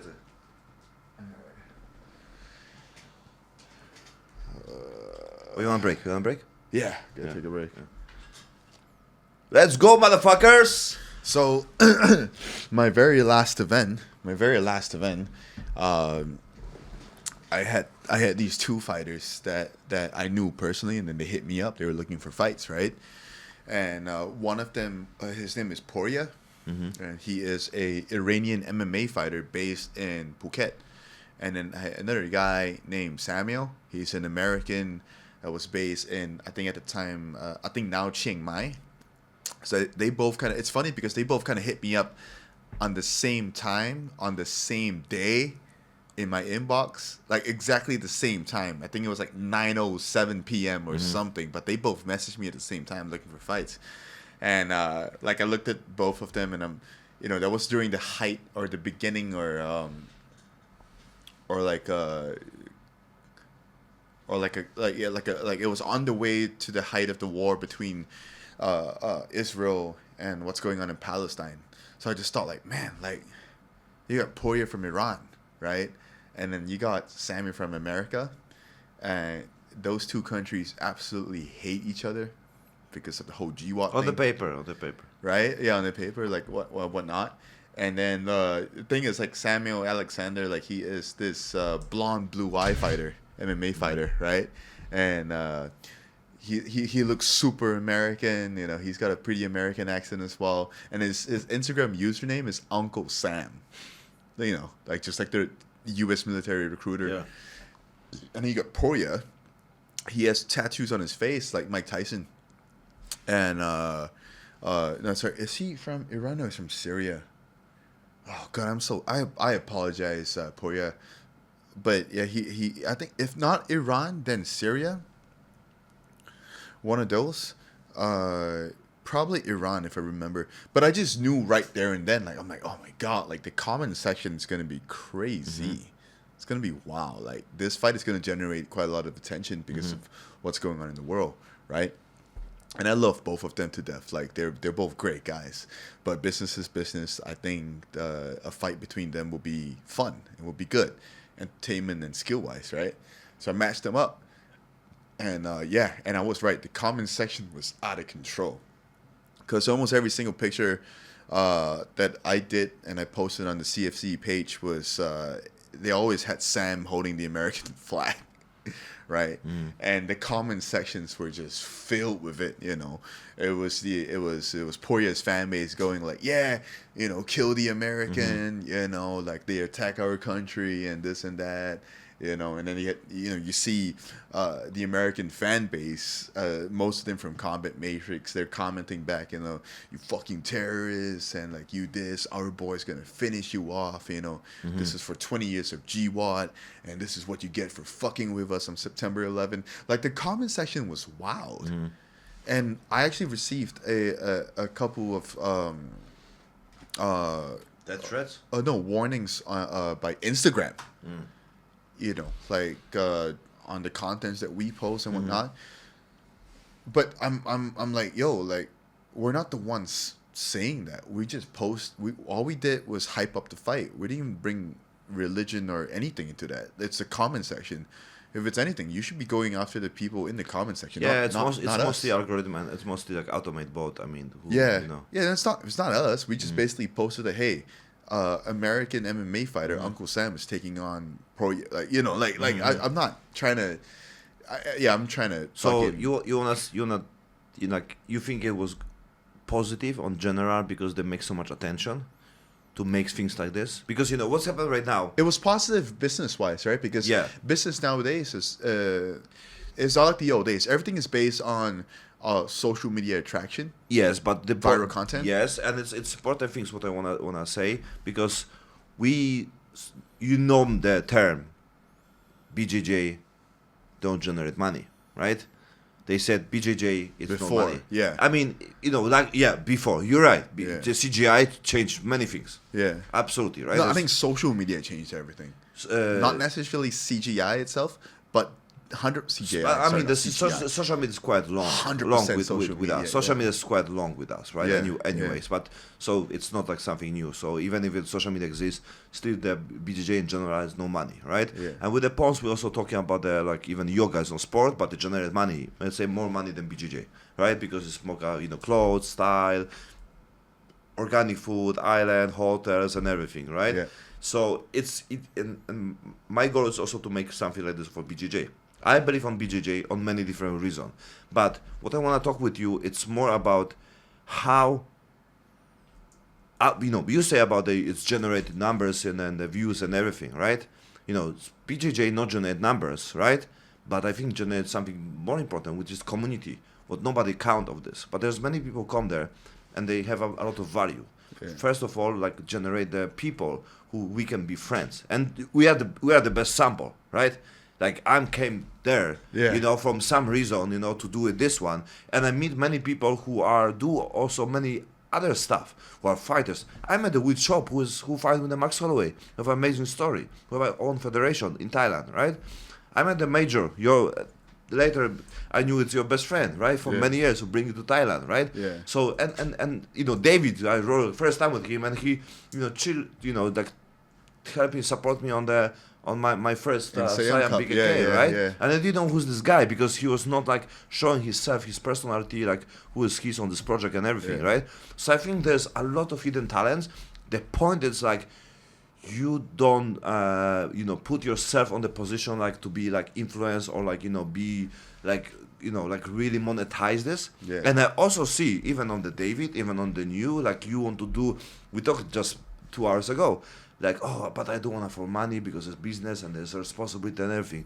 And I think many people like this, they don't want to take the responsibility. And my answer is, take someone who want to take the responsibility, like me, right?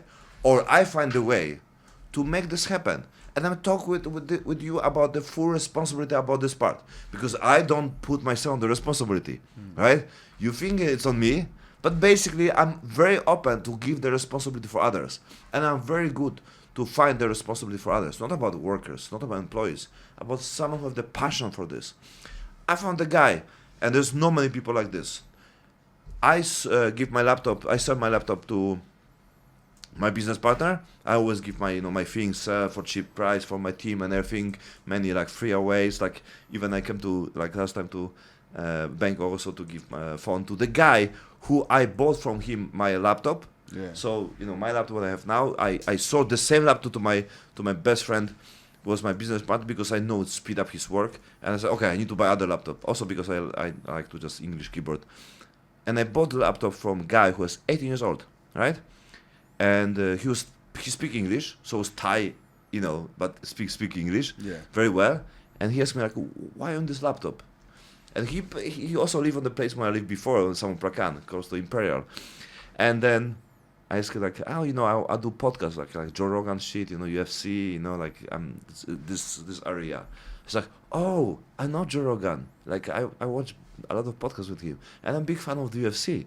Yeah. And like, fuck, like okay. And I was like, what else? What you doing? I said, I study, but I like editing videos. So like, do you want to work for me? Yeah. And he said, yeah, I cannot work, but I can, because I'm, too young, and then like, Yeah. but I can do something, for you. Like, I don't need money, I cannot charge money for this. And it's like, That's so crazy, man. Because I was gonna say the same thing to you.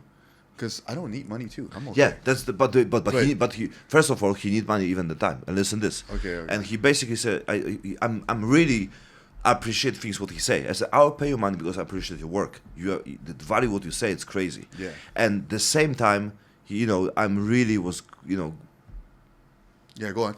yeah, real life. I really was, like amazed, like the way, because he said, I don't need money, Yeah. because it show your passion for something good if you really want to do. So I really was like, damn, this is a good guy. Right? Like, amazing. I knew it's the catch. And listen this, I give him the chance. We talk each other. And he don't reply me like time to time and everything, right? And basically, he replied after 3 weeks and he said, sorry, I fucked up. I'm basically waste all my money what I get even from laptop, and I spend, like my friend told me, the forex, like it's fast money, the crypto shit and everything, and he lose the money, he get depressed and everything, he don't know what to do, Mm-hmm. and he feel like shit. And the next, I was like, okay, bro, like okay, let's meet it, let's talk again, blah blah blah. And then again he fucked up, again no reply and everything. Okay. And I talked to him again, he said sorry and everything. So bro, and also learn about.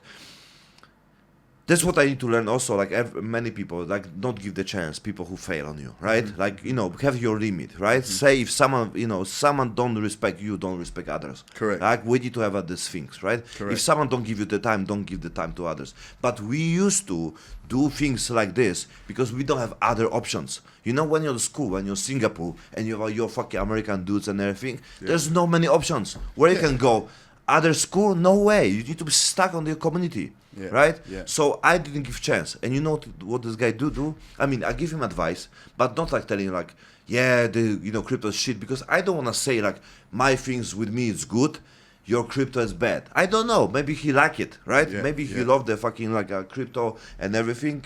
So I don't want to say it's my, work for me and everything. So I told him like, it's experience, everything will be okay. You need to pass these things. It's normal, you're okay. But, but I don't give him chance anyway. Yeah. And what he start doing? Yeah. He start producing content and sending me things. Can you tell me if it's good? Like about David Goggins, Joe Rogan, right? Like he start sending me. Can you just give me information if it's good? And I didn't ask him. So he paid his way to beg to take the opportunity. Yeah. Right now he's on my team. He get the salary. He just got new iPhone also from my friend. I bought for her. She got the other phone, right? I get from him, iPhone, right? So he can work because he have an iPhone 7, so he can get the other one to work faster, right? Yeah. He get a salary, like 18 years old guy on the high school, like 20,000 baht, right? I said up front because, we just start, like we know where we're going, but we don't generate money. But having 18 years old, be on the high school, right? Getting 20K, new phone and everything, it's great, right? And we grow. I know where we're going if we generate money for together. What I want to say, this attitude is not normal, like this is unique. Yeah. Then you gotta hire me. Hire? Then you gotta have me in your team, bro.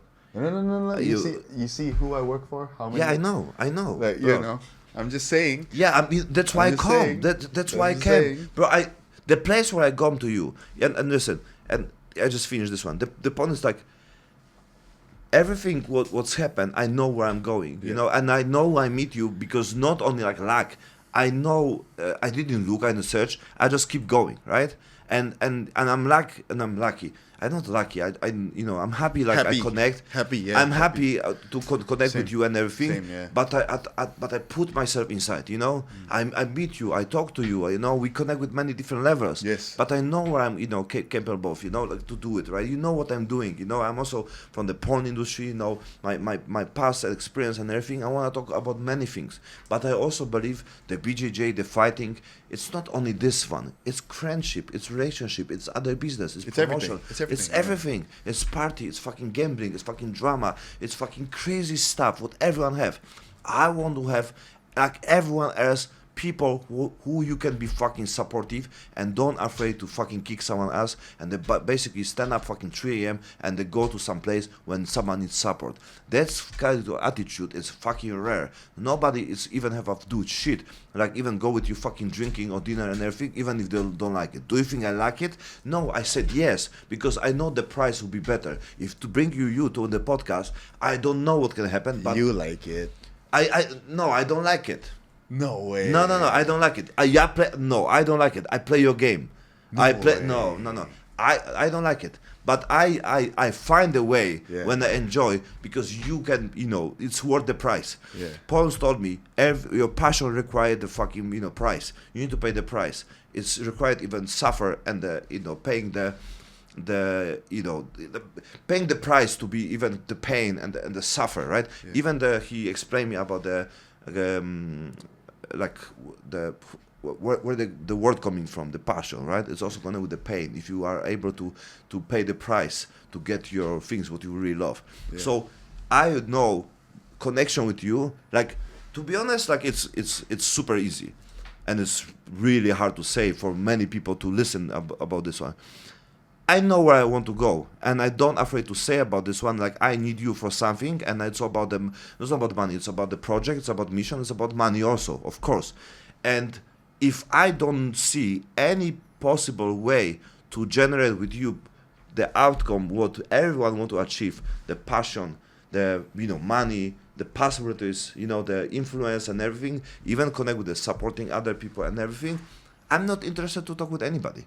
I will not spend fucking hour to talk with you about gay shit, But if I don't know, Yeah. they talking with you hours about the gay shit, Yeah. allowed me to connect with you and they go to my place. It's not me I don't enjoy. I don't think you see I'm fucking like, faking my fucking jokes when I talk to you with the chat GPT with the Jesus Christ who is have a Down syndrome and he's gay, right? You think I was all in to fucking talk about the chat GPT, right? To check the limit, everything. I enjoy the creativity because I know it's connect also with you. Yeah. And I pay the price, but I enjoy the process as well. You know what I mean? Well, I'll tell you what though, 100% worked because And you are here, so it works. I'm all in. Yeah, it's Truman Show. No, I'm serious. I'm bro. I'm all in. So I didn't want to say this before, but I do know a lot of people that I want to bring into the Truman Show, and we're gonna help you grow. So, I even didn't ask. You see, so I'm gonna look at this camera. Are we on this camera right now? Yeah, I'll look at this camera. So I would say on camera right now, like, I'm gonna bring one of my best friends in, and I know she is gonna fucking, like, we're gonna make this show super famous. So she is one of my bestest friends ever. You guys might know her. Her name is Ty Emery. She's I saw it yesterday. She's my best friend. And it'll be crazy discussion, She is my best fucking friend. So I'm gonna bring her here. And it'll be wide discussion. It'll be it's wide discussion. Yeah, I'm gonna go you, me, her, and we're gonna talk about all kinds of shit, bro. But it'll be crazy discussion about my connection with the OnlyFans company and exactly, right? Yeah, it'll be wide. Exactly. That's why. But I'm open for this. So anyways, the point I'm saying this is because it's not just you. I knew too from the moment we met. Yeah. Okay, we've got something. Yeah. We're gonna cook But something up. Yeah. it's not about the views. I believe It's not also. about the views I too, believe yeah. also. If she is your friend, right? Yeah. I believe also. There's something what we need to talk, right? Yeah. About the reality, and even about the OnlyFans, about money, about this one. Like, it's go on everyone, rules what everyone agree. But at the same time, we know we want to be free from many things when we cannot talk to many people, right? And it's not about the place must be for this. Like, we can talk off camera and everything. We can just talk whatever we want. The point is, like, deep inside, everyone want to express self fully, to be the person without the mask. And I met many people, and I'm lucky to be these people in Thailand. The people who create even OnlyFans, the people who are top of the influence of the TV show in Thailand, right? When I meet them, and then they're able to talk to me without the mask, and cry and say, I never met people like you guys, not on me, my friends, my teammates, and I finally can be myself. I was faking my life for like 10, 15 years, being like a influencer, high soul celebrity, and pretend I'm on the level like anybody else, but basically hiding the place where they live, what they have and everything, because they don't want to lose their reputation for the people who have the money from family. Yeah. So someone chasing, trying to be on the part because they are afraid they don't get maybe next deal, Yeah. they don't get invited for some event, Yeah. maybe don't get next extra job, Yeah. and sometimes you do have an extra fucking job for makes you pay the bill for the next month, and many people there's many fake people, they're chasing something.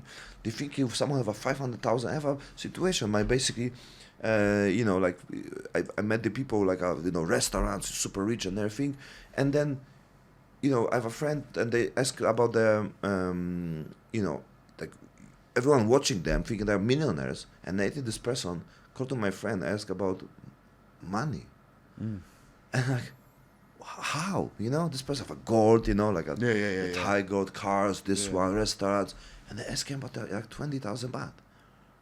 Right? I said, fuck. Like you build your whole life opinion about this person as a rich, and then you see these people asking you about money, right? When you think you are broke, right? So this is so many bullshit things connect also about what BJJ give and what UFC give. Like how many UFC fighters have money? Like that's the point. Like you think there's money for not many people, and mostly it's the money with the people who never hear about this. The management's other part. People need to know the true numbers. Even what I know about the fucking YouTube and everything.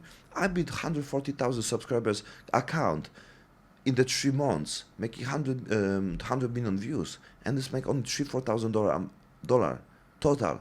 Later it's make $100 a month. When many people think it's like it's famous, right? But it's not. I know people who have a 4 million and they're getting $1,000 a month. There's so many bullshit, and people need to talk about this one because people live on the fake life. But at the same time, people don't want to talk about it because they feel like it would lose them everything. The one who have this, exactly. You're right. You're absolutely right. That's why the people who have 4 million. That's why the people who have 2 millions. They didn't accept my invitation for my podcast. They said no. I'm not good, and like They don't want to talk. they don't want to talk. They're afraid. They're afraid. They're afraid to lose it. They lose even the 1,000. Yeah. That's the reason. Yes. So that's why. Yeah, let's keep going because they get something, or they can get sometimes maybe 2,000 because they, even if they say, oh, it's not give me the money, it's not give me the numbers, it's not give me the brand. Yeah, if you have 4 millions and then build your fucking show entertainment, you're just entertainment guy. You're not brand guy. That's why many like UFC, there's many entertainment. Even Conor McGregor is still entertainment. If you're someone, Jordan is the not it's a brand. Jordan is the brand. Because listen podcast for 3 hours is different than fucking memes when you watching fucking 15 seconds like bullshit, like Hack 2, right? So totally different things, right? Yeah. And people watching someone, yeah, maybe she do podcasts and everything, but the point is like entertainment is different than fucking making community. My project is making community, right? And it's big things because make community is give you something more.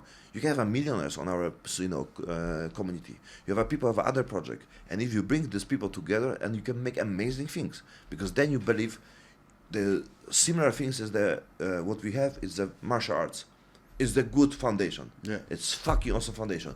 Drinking people with people who do BJJ, man, it's already like you are drinking for the good purpose. It's shit excuse, but the good purpose for the next goal. Purpose, yeah. Yeah, so it's worth it.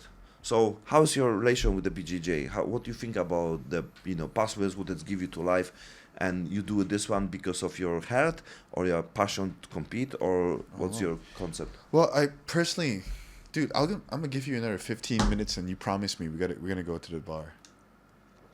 Yeah, let's go. But you need to give me 15 top minutes. Come on. All right, so Yeah, I do enjoy training and doing Brazilian Jiu-Jitsu still every day in my life. It makes me, keeps me sane, it keeps me happy, and, it helps me lose weight. And, You fucking lose weight with your depression. What are you talking about? yeah, It's much better, much faster. Imagine depression plus Jiu-Jitsu, you lose more weight, right? Maybe make six pack, maybe. Yeah. But the thing is like because I could no longer compete and train professionally as an MMA fighter. You can look. Okay, then. So that's why I am just doing only jiu-jitsu now, right? I do enjoy it a lot, but I still embody a lot of the MMA mentality, the MMA approach, the MMA mindset, the MMA style, the MMA techniques when I do jiu-jitsu, which is probably why I connect so well with Young of Palm Gym, because he was an MMA fighter as well. Okay. He was an MMA fighter before jiu-jitsu black belt. My bad. Nah, I don't really care. But that's probably why we got along so well and we became like best friends, right? However, as much as I'm really active in training jiu-jitsu and how much I love the sport, I always stay away from the community and I try to at least stay away from the community and people in the jiu-jitsu community who are like absolute nerds for jiu-jitsu, because I feel like, and you might agree with me because we talked about this, right? I'm not saying all, but a lot of jiu-jitsu guys, dude, they're like some of the fakest, most pretentious, contradicting, secretly perverted human beings I've ever met in my life. The most insecure too, like that's probably the reason why I stay away from them. For example, I hate it when after training, like a jiu-jitsu training session, and we go out to the bar for drinks or we go to a restaurant for food, and all they talk about is jiu-jitsu. Yeah, it's like, guys, let's look, we're out of the gym right now. Like, let's just talk about something else, right? And I get so annoyed when people like they're always like, ooh, dude, today like I tapped this guy, I tapped that guy, he didn't tap me. And like, dude, we're training. Who gives a fuck? Like, if you want to care so much about winning and losing, then go fight in a cage, or just go compete on the mats. Like, I don't know, but I mean, it's the perspective. That's, there's, you can choose your group and everything in general, right? Yeah. So, on my opinion, the same like when I come to Kopangan and when I did my, spiritual retreat and my spiritual events and many teaching and everything, and I come to Kopangan and I see like this island is full of shit. There's more fucking ego than on the fucking corporation. There's more ego than the fucking on the bar, like on the Saturday. Like, this place is full of shit. But in general, my point is like this group like Kopangan consciousness, like whatever you post, the people destroy, right? Like, it's supposed to be supportive, loving each other, respect, kumbaya, and everything. My point is like there's always the same shit everywhere. Doesn't matter. It'll be yoga, it'll be BJJ, it'll be Muay Thai. But I think in general, you can, if you'll be looking for this one, you can always find the other point. You can make your own tribe and your own group. This is like a tool. What you do with the tool, it's up to you. Like, we are able to now, and basically it's going very serious. I'm sorry, no, you don't like the word serious. So it's so easy, no responsibility, nobody. You don't need to do anything. You can just come and roll anytime you want. After party, like 6 a.m., you come back and you are perfect. Like, hey, I'm ready. Yeah. Yeah. So there'll be the time. And to make our own place and introduce a BJJ for the for the newbies, for the people who are totally hobbyists and wanna just enjoy time without the same talking and everything. Maybe totally different understanding, maybe totally different rules, maybe totally different gi. You know what I mean? It can be different. It's like a Bruce Lee. Bruce Lee was Spanish man because he trying to fucking mix martial arts, and they're like, no, you cannot do like this, right? And I understand respect on some sport and everything, but at the same time, we need to evolve. We need to find a way when you can be more productive and effective and then be more healthy and don't take too serious. It can be fucking fun, right? The yoga can be fun if you make a flow yoga, hot yoga, and many different stuff. But BJJ is still like the place like too serious on some way, because then only way to grow is compete, right? Yeah, and it's not just that, but like once again, that's probably why I get along with Young of Palm Gym so well. Mm-hmm. Is he's one of those rare guys where he doesn't have the hierarchy in BJJ. Like Have or not this is have? one no, he doesn't have it. Yeah. This is one thing you're gonna realize, right? A lot of these jiu-jitsu black belts who are coaches and owners of gyms, they have this hierarchy. Mm-hmm. I'm black belt. You do whatever I tell you to do. Us. Mm-hmm. Bow to me. Let me fuck your wife. Mm-hmm. You pay for my bill. And I'm like, dude, yeah, I know you're a black belt. I know you got good skills. I know you're a respectable figure in jiu-jitsu world. Mm-hmm. But that doesn't mean that you can disrespect your students' lives and Yeah, yeah. family and wives and all that kind of shit. Yeah. The fuck is wrong with you? Mm. You know, so that's probably the reason why I stay away from the community. Do you There's think a bunch of black belts. There's do a you- bunch of black belts in Bangkok. There's a bunch of black belts, not just Ah, Bangkok, yeah, not all it's over on the the world. level, They think that because they're a black belt and they're their head coach and Yeah. they own a gym, they feel like they would fucking just treat your students like shit and see them as slaves. Yeah, I mean, but that's the point. You make your own way, bro. I did porn in my life, and Yeah. I created my own way to do it. This one, when nobody do it on the world, and when the people met me, it's like, I didn't know it can be like this exist. You know, we have a community, we have people, we have friends, best friends, family. We support each other in many different ways. And I want to ask you about also yesterday the situation. Do you think I disrespect BJJ or the gi, taking gi outside to the bar? Okay. You take me out. You take out my gi yesterday. When I walk with the gi outside. Oh yeah. Is disrespect? No, So why you take it out? because it's hot in the bar. Oh really? That was only the reason? Yeah, Okay. because it was hot. No, it was great. I feel great with the gi. I think I'm promoting BJJ that thing. Okay. I like basically when I go laundry and everything in my gi, like I like Yeah. to show others I have a gi. Yeah, I like it. It's also quite like there's things. It also makes me like, yeah, I do some good shit, right?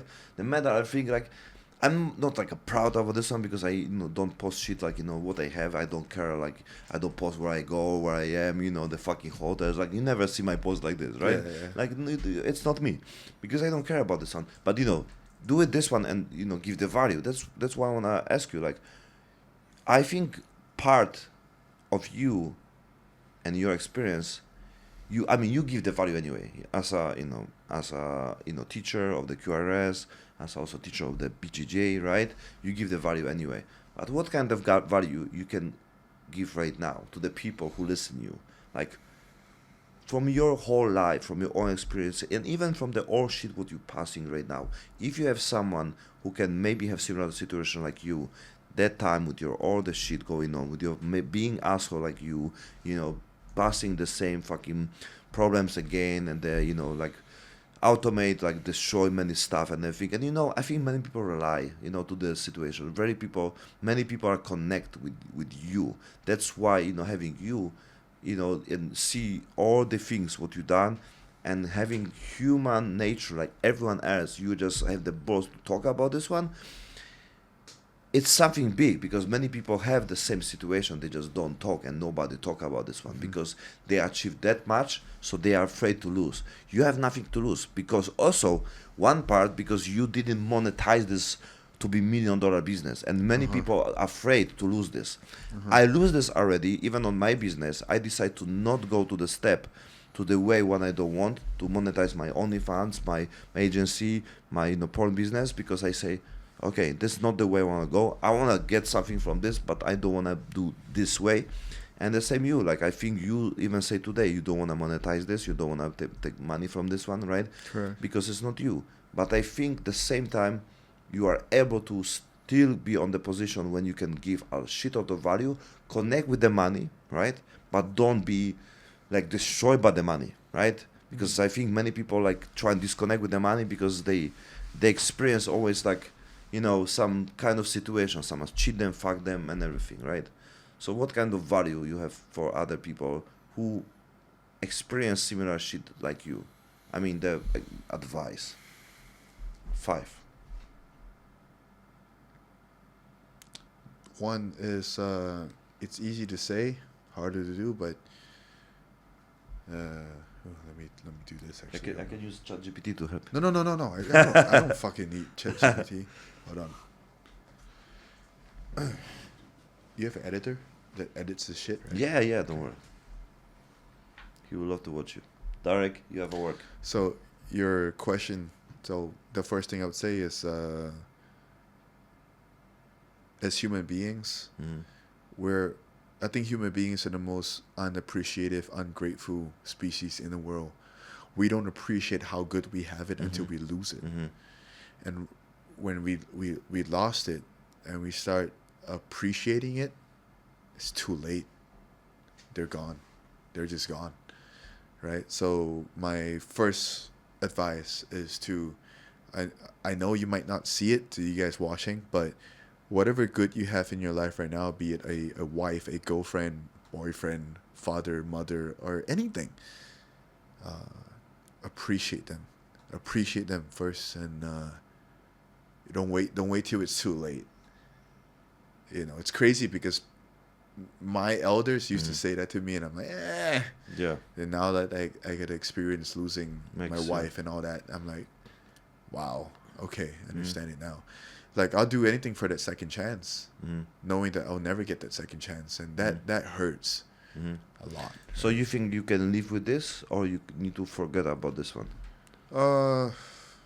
You need to learn live with this, or you need to forget and just focus on that. Live with this one and forget it at the same time. Okay. So what that means is live with it means that understand that I fucked up, and I'm gonna forever live with the fact that I fucked it up. Yeah. And I can never get it back. And it's good if you True. but so it's true. You something you what we need to accept this. Yeah.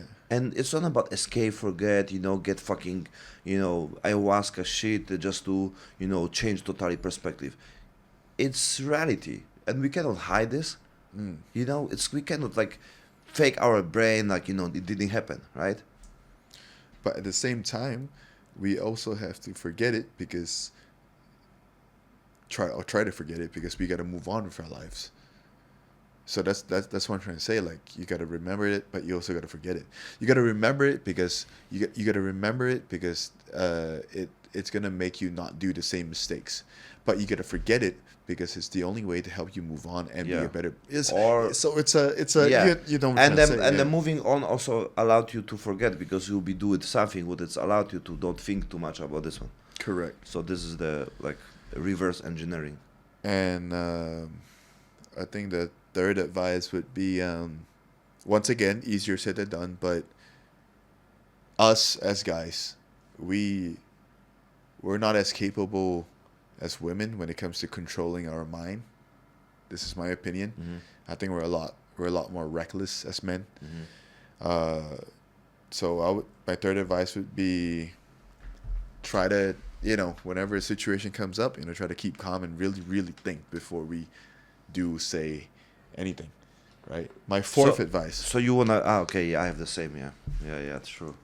Just you know what I mean. Yeah, right? but I give you advice about this one. Yeah. I believe you cannot sleep with a problem. I believe you should solve problem, but definitely the woman need time.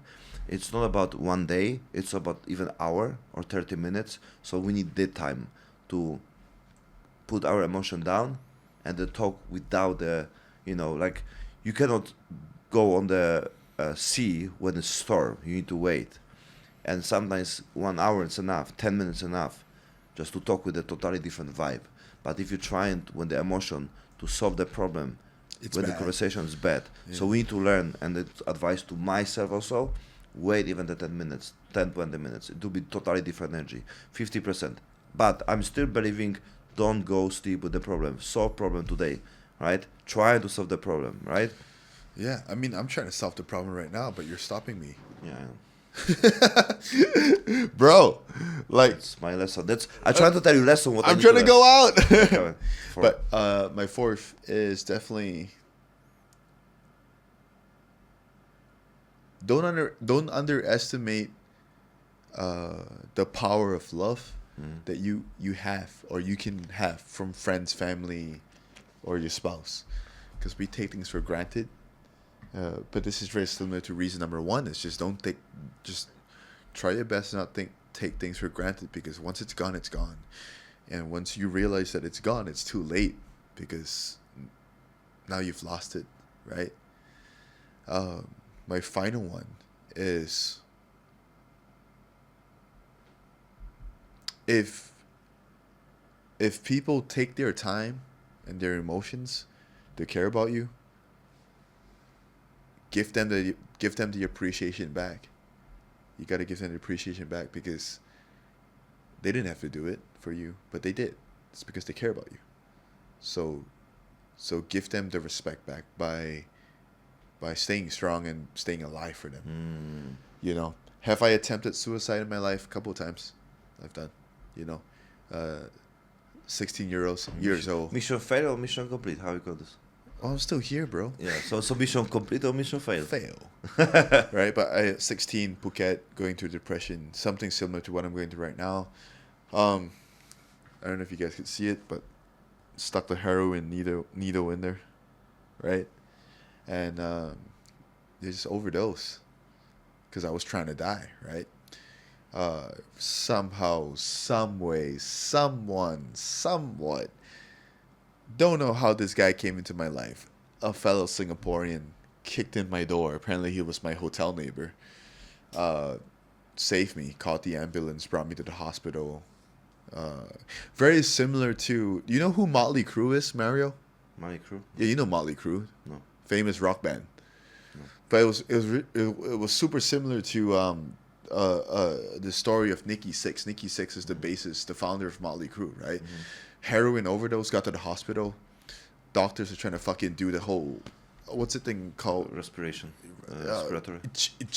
Yeah. Wait, that's club music. And I was gonna die. Like, I wasn't gonna make it. You know, somehow, some way, I did make it. And a couple of days after, I woke up and I saw that same Singaporean guy who helped me out, and I'm still alive. You know, so a couple other times I've tried everything, take my own life, and I don't know. It goes back to my advice for people that are going through shit, is that if it happens, it does happen. But if you can, try to avoid it, try to stop it, try to love yourself more. I know it's easier said than done, but hang in there. Like, hang in there, guys. You know, this episode is, majority of it is about men's mental health, which is often overlooked at. But I think it's a super important subject to talk about and whatnot. You know, so for all the men out there, we're here. Just watch this episode every now and then if you feel like you're alone. Yeah. Yeah, you can always, talk, send DMs, and I'm always open. I'm always open to talk. That's what many people don't understand. Like, if I don't appreciate my one fucking subscriber, I will not appreciate 1,000. I will not appreciate 1,000,000. So, my fans or, subscribers, whatever you call this, like the people watching me and the watching you, it's, we are normal people. And doesn't matter if we will be on any position, people have time, like, especially for people who, need help, it's easy. And it's like you said before, that's like sometimes it's, you don't want to disturb someone who have some on life. Yep. But there's other people who who you change my life if someone connect with me, and I'll be give you 1 minute time, 10 minutes, 1 hour, whatever needs, and I help you with something, Yep. and I'll be part of your small change, It's not to be save life, but maybe something will you start doing. Maybe you start do workout, maybe you start do fucking BJJ, Yep. maybe you start eating healthy and you fucking lose 2 kilo fucking this year. Doesn't matter. If I'll be the part of small changes in your life, it's worth to fucking reach me. And I think that many people have the same, because I think value who we are, it also depends what kind of things we do for other people, Correct. So, yeah, like, don't overlook the people that are still with you, by your side.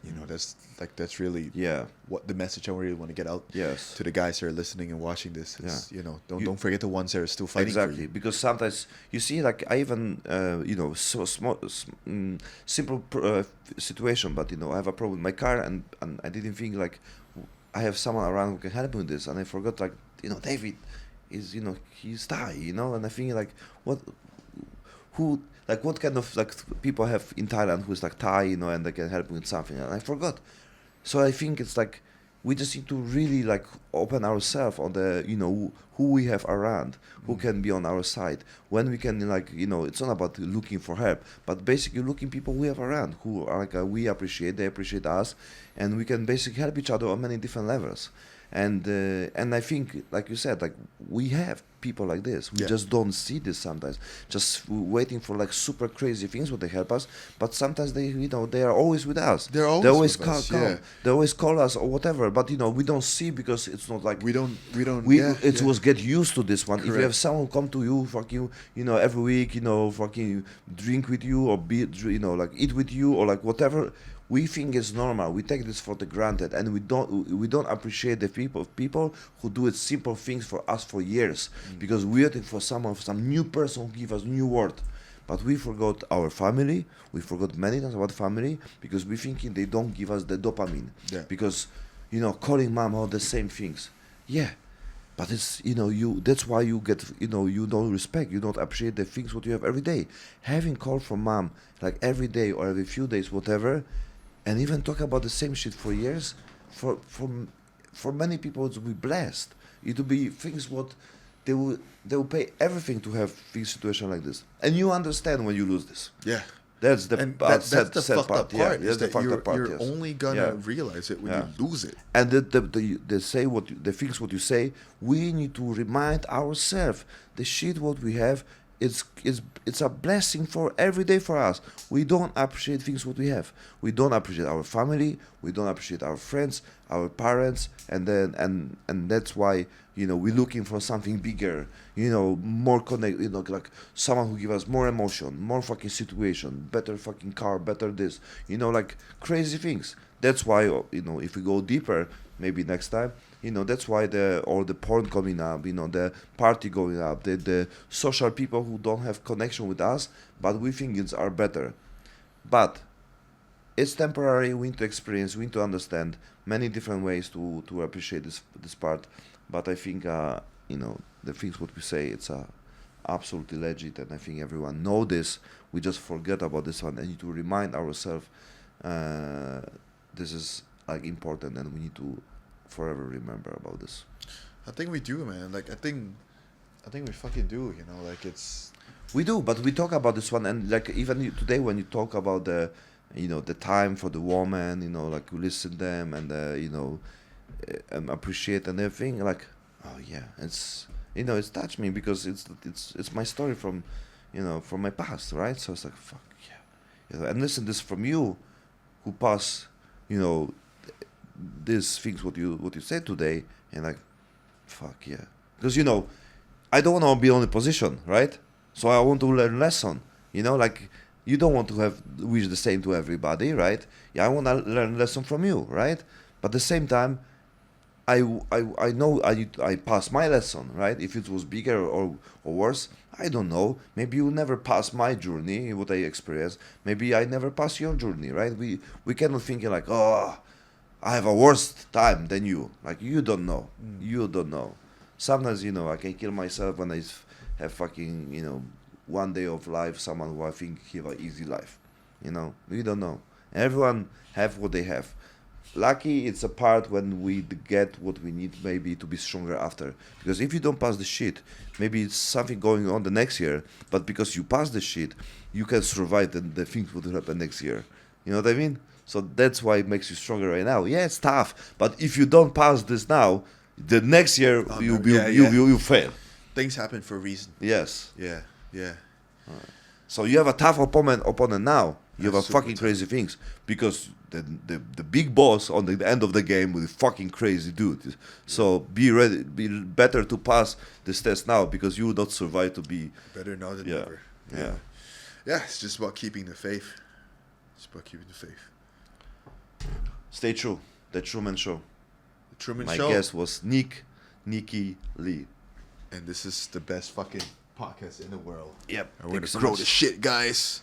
Let's go, motherfuckers.